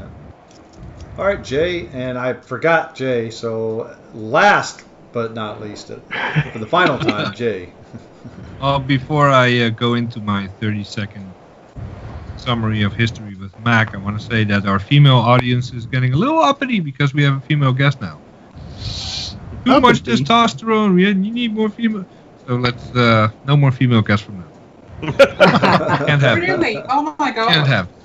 And now I Jay thought is it was banned all from the show. And you got a I'm here to compliment on represent. your hat, Madeline. Oh, yes. Oh really? Kate Yep. likes your hat. Oh, thank you very much. I Much mean, my appreciated. history with Mac, it started mid-90s in school, some Performas and Pizza Box Macs, and haven't touched a PC since. Basically, nutshell. But I will say, because I think someone just touched on that in the chat, in education at least, I don't know how it is in business. Some business will always prefer Mac, print shops. But schools are massively turning away from Apple products.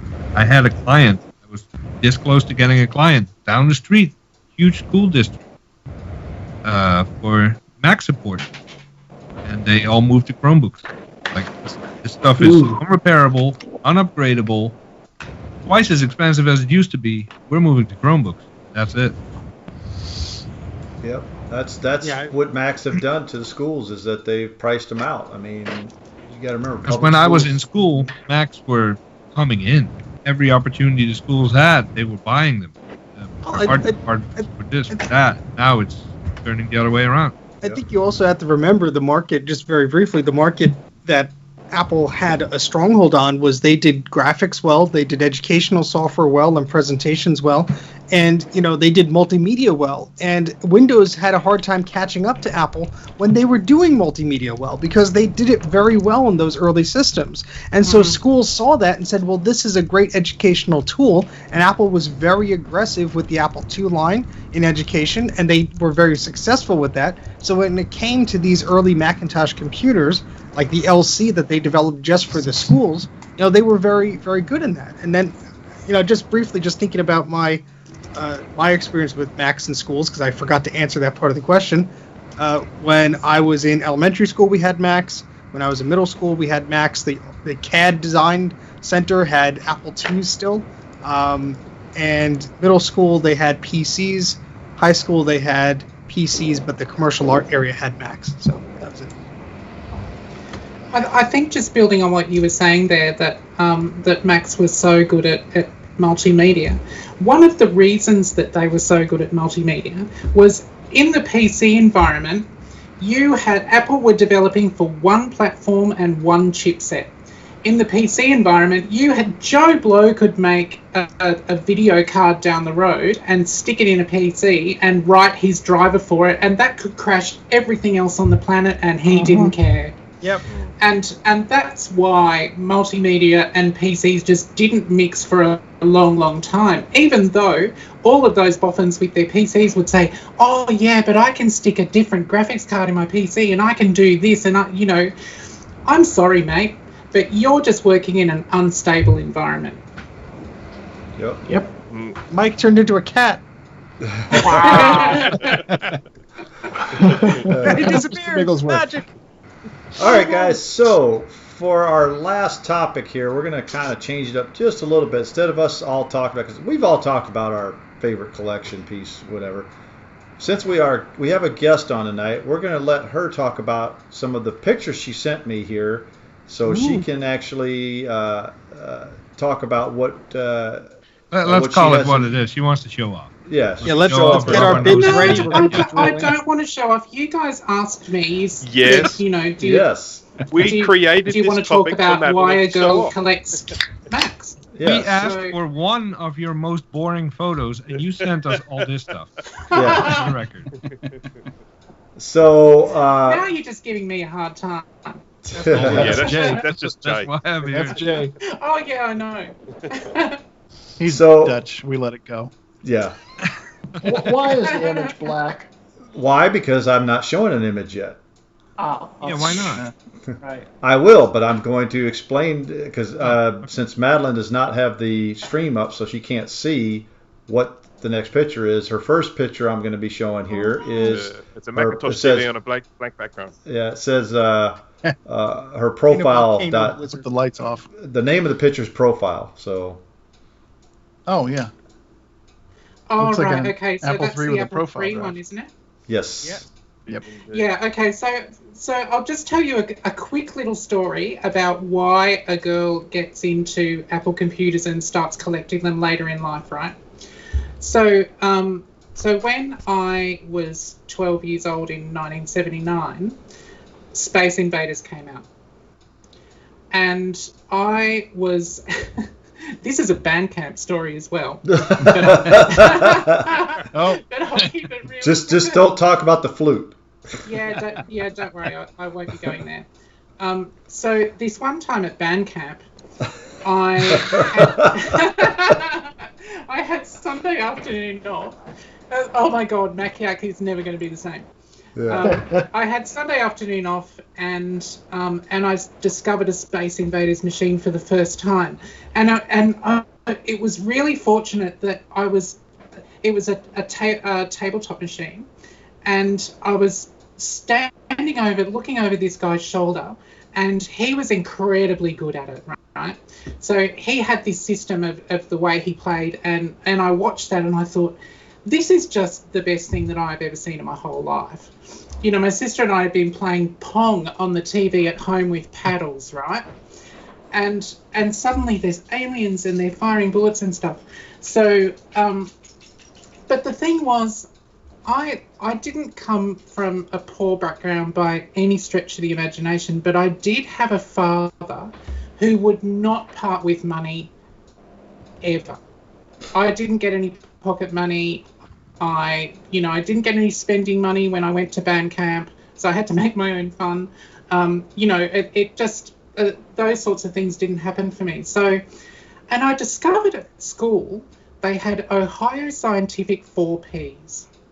And those things had 4K of RAM, right?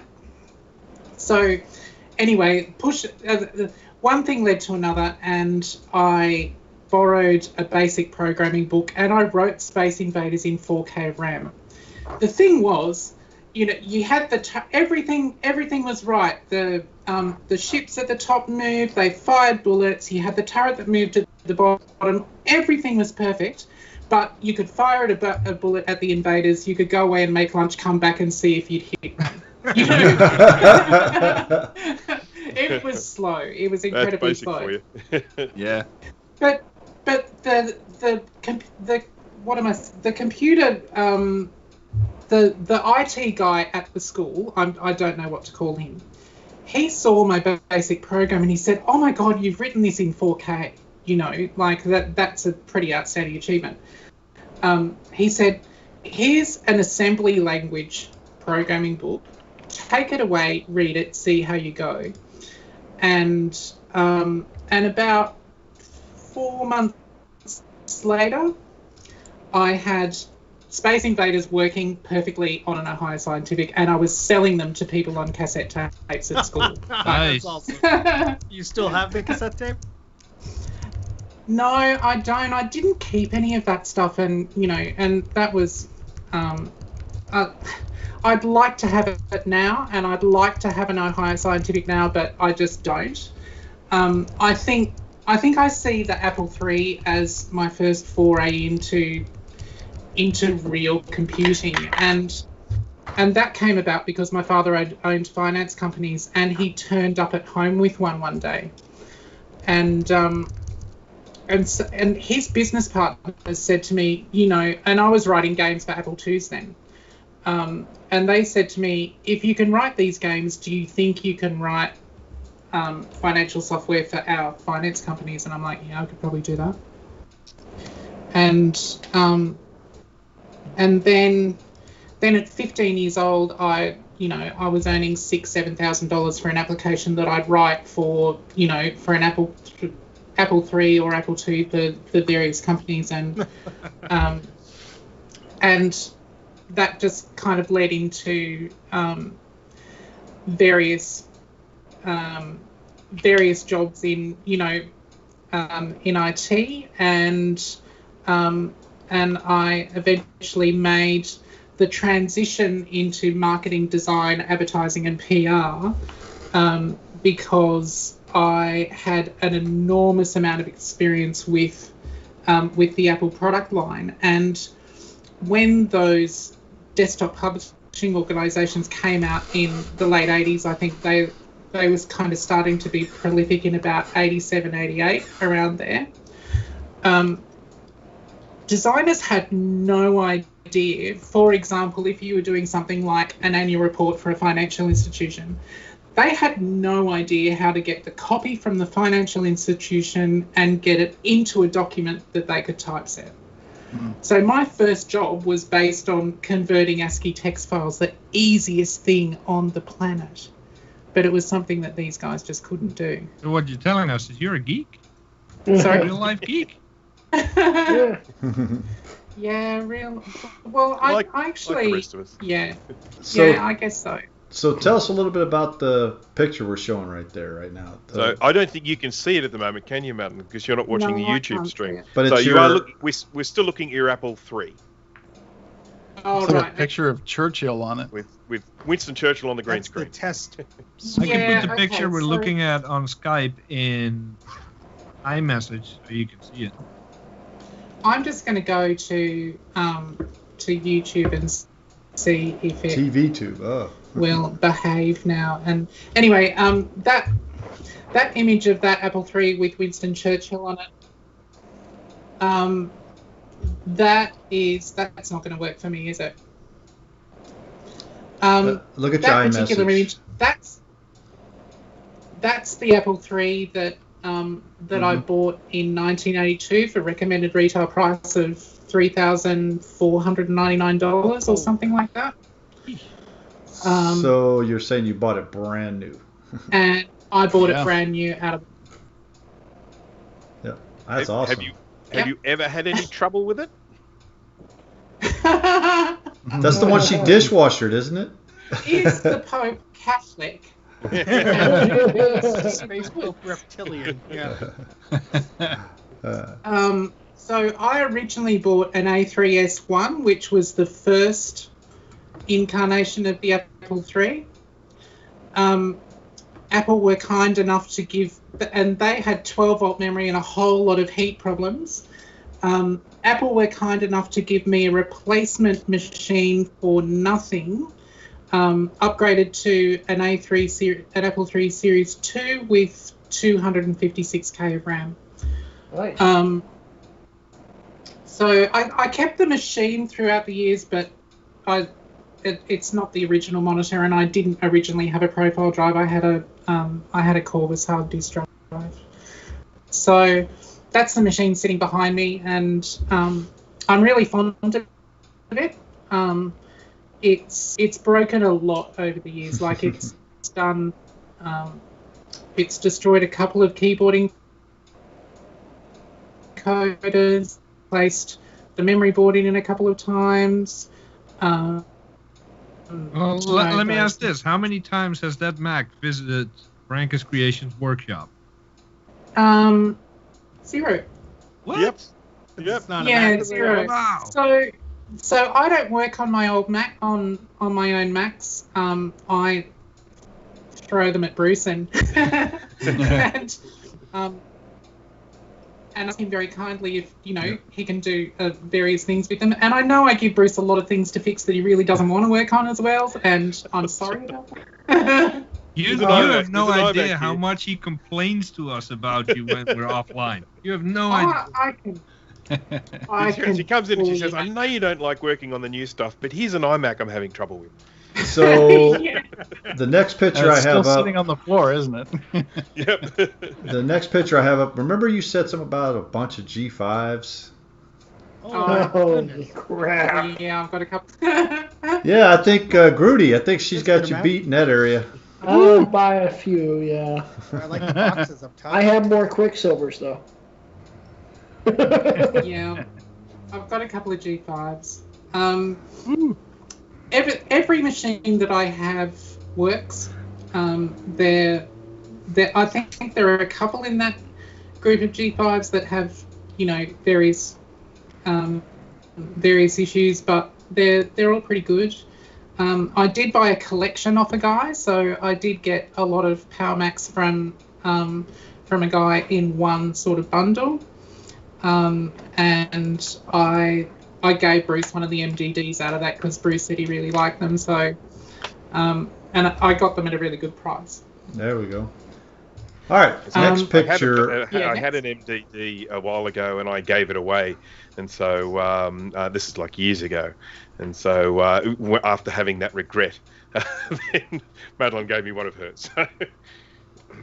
All right, so the next picture I have up here is one I think that has visited Bruce's lab before, hasn't it? Yes, I actually not just visited. It's still there, huh? Yes. Oh yeah, it's still there. We're talking about the Lisa. Yes. Now I saw one of these in a magazine in 1983, and boy did I want one. I wanted that machine so badly, and this is 1 year prior to the Macintosh, right? So nobody had really seen a GUI outside Fuji Xerox, and nobody had seen a machine with a mouse. And I desperately wanted one of those things, but in Australia, they retailed at something like $18,900. Now, and bear in mind. And they say the Mac Pro is expensive. Sorry? I said, and they say the new Mac Pro is expensive. Yeah, well, bear in mind that in 1983 in Australia, you could buy a house $10,900. That's what I'm saying. So, yeah. They were quite expensive. And I think there's a photo of Elisa that I've got Load Runner. Yeah, I'm pulling that up next here. Yeah. It's actually the next picture up right now. So that's actually just to demonstrate that there basically hasn't been a machine since, I don't know, about, or an Apple machine since about 1981 that hasn't been able to run Load Runner, including, the current Mac Pro. That's just a little bit of fun. All right. I think that when I was programming the Apple IIIs and programming Apple IIs, I bought a 1984 Macintosh 128K new as well, because I thought I'll develop for it, and I got it home and I did research that I had to buy a Lisa in order to, the Macintosh development We're starting to lose. We're getting a few audio issues here. But I've actually heard the story, so hopefully the audio issues might sort out. But but Madeline was telling me that that if you wanted the software development kit to write software for the Mac, you had to buy a Lisa for that software development kit. Hey, that was a way of Apple to sell all those Lisas they had, right?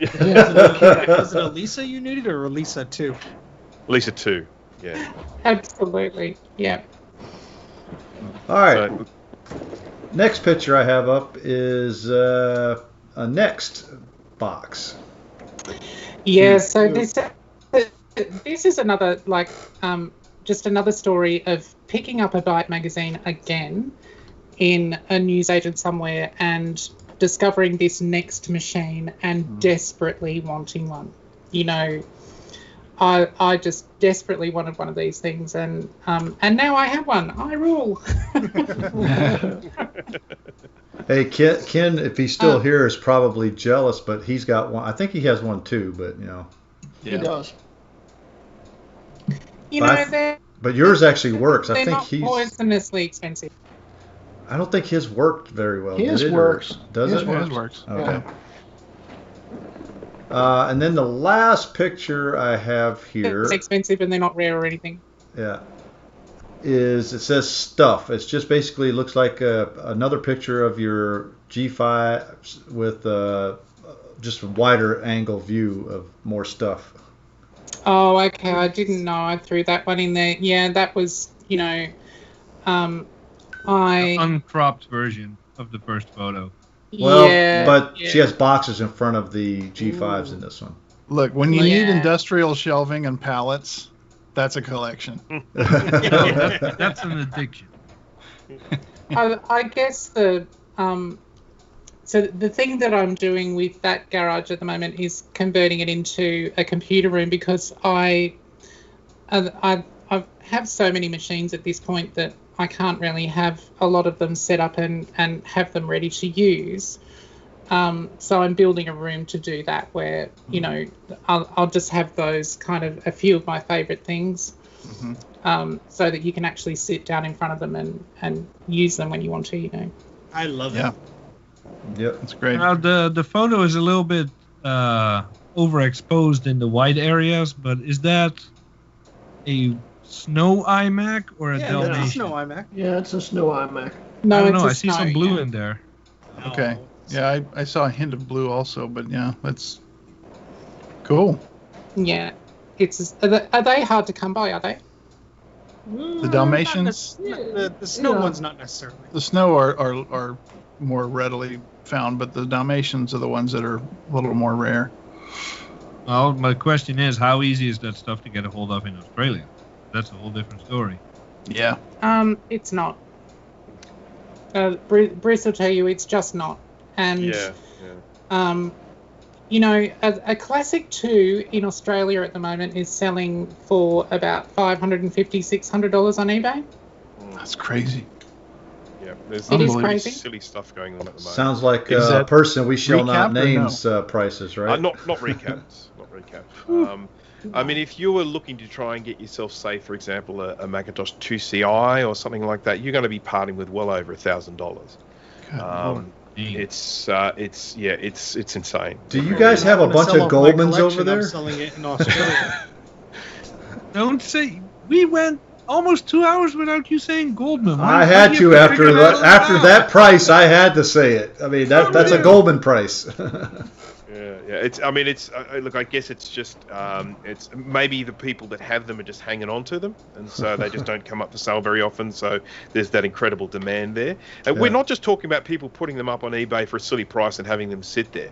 We're talking about things actually getting auctioned and having multiple bidders pushing these prices up really high, which just means there is a demand, and those people that want them have got money.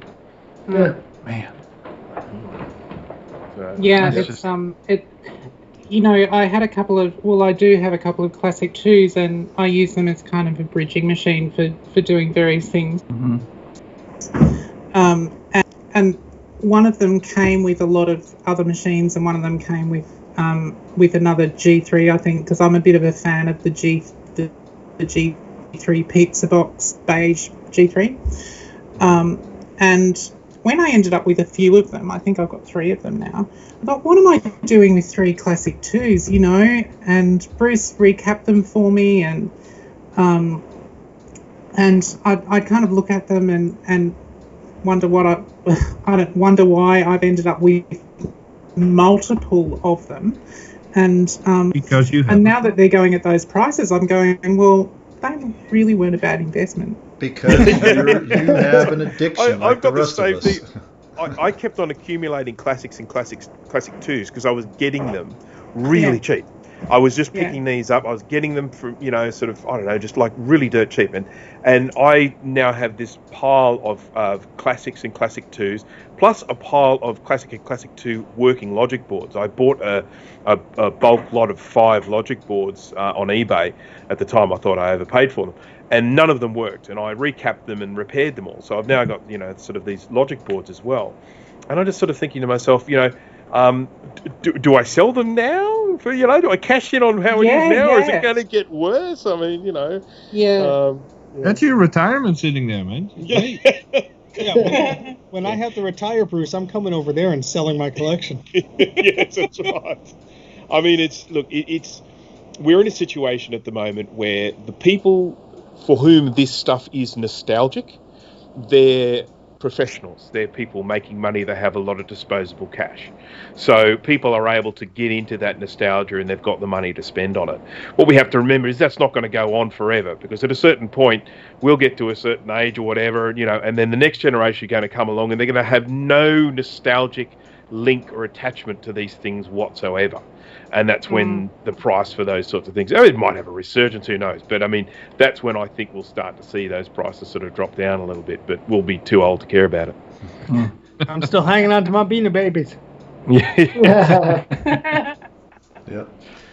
All right, guys. So we have pretty much reached to the end of the show tonight. So we're gonna go ahead and skip right to the. Wait. What are we skipping?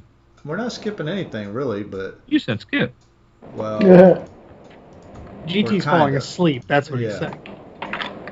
But we're going right to the Discord group. So, guys, we do have a Discord channel, and I think everybody that's here pretty much in the chat is on Discord as well. But if you're not, there is a... Yeah, he's trying to push it away. But there is a Discord link right there. Go ahead, type that in your browser, and it'll take you straight to the Discord channel. However, you're going to see one channel. And David's here. Huh? David's here. He's late because we're about ready to end the show. David, you need to set an alarm, brother. Yeah, because we're actually every week, man. We're every actually week. about a half hour over even. Hey, so. you're lucky we're still online. Yeah. But anyways, guys, go ahead and join the Discord. We have a lot of fun over there. We do have a lot of different topics that we talk about over there. We do have some voice channels. We do our game chat over there, all kind of stuff. So check it out. And also check the links out in the description. All of our personal channels are in the description as well. Make sure you smash that like button. Smash that Well, then like you button. can't say that. Okay, go ahead, Bruce. Smash that like button. There we go. I can't say it right. Good at that. Yeah. Smash it. And then make sure you hit that subscribe button and that little bell icon. Make sure you hit that too. We only stream once a week, so you're only going to get one notification if they send out a notification. Yeah, Yeah, let's say yeah. if any. Yeah. And if you don't subscribe and don't hit the bell, then you'll get 2,000 years bad luck. Exactly. There you go. That See? works. That like works. Yes, and it's Friday the 13th here already, so look Yes, that's right. Oh, yeah. Not here, thank goodness. We got 2 more hours before that happens. So Madeline, is there any YouTube channel, website, anything you want to promote while you're here? No, not really today. I. Well, tomorrow you're not here. Sorry. well, it is tomorrow there for her. Damn. Yeah. I was there one talking to coming? Bruce about it the other day, but no, not today. All right. Alrighty. But it was a pleasure having you on. Yes. Yes, it thank was. you. It's been great to be with you guys. Had a great time. Yeah, and we'll have to have her back again sometime, especially when we do a classic Mac retro show. I think again. Oh yeah. Yes. I we'll agree. do a next episode. I won't have anything to say, but I'll watch I it. don't either. She'd be the only one to have anything to say because. Yeah, that'd be fun. It'll be it'll seven be, blank squares and then her in the middle. We'll have to invite Ken, and we'll have Madeline, and probably by then Steve will have one. So Yeah, I've been sounds about trying, but I've been unsuccessful. Maybe Yeah. even Grudy might have one because Grudy's he's probably looking on eBay right now trying to find Rudy's one. gonna paint an LC black and say it's a Nexus. But I'm willing to I don't bet have any you Grudy, LCs or I would. I bet you Grudy was looking for one just now on eBay. No, but now I am. Thank Ah, you. see? what Rudy can I do had is, one ready for you in my basement, but Dana showed up first, so I gave it to him. yeah. Yeah, right. So what Rudy can do is paint that LC black, and then show him, go, guys, it's a prototype. It's a prototype. Do it. Or he could go, I it bongs. have no labels. Yeah, it's a Nex that bongs. Yeah. Yeah. All right, guys. So it's been fun talking to you guys. Thank you guys for showing up and joining us tonight. We appreciate it very much. You guys have a great evening, and we'll see you guys next week. Bye. Bye. Bye.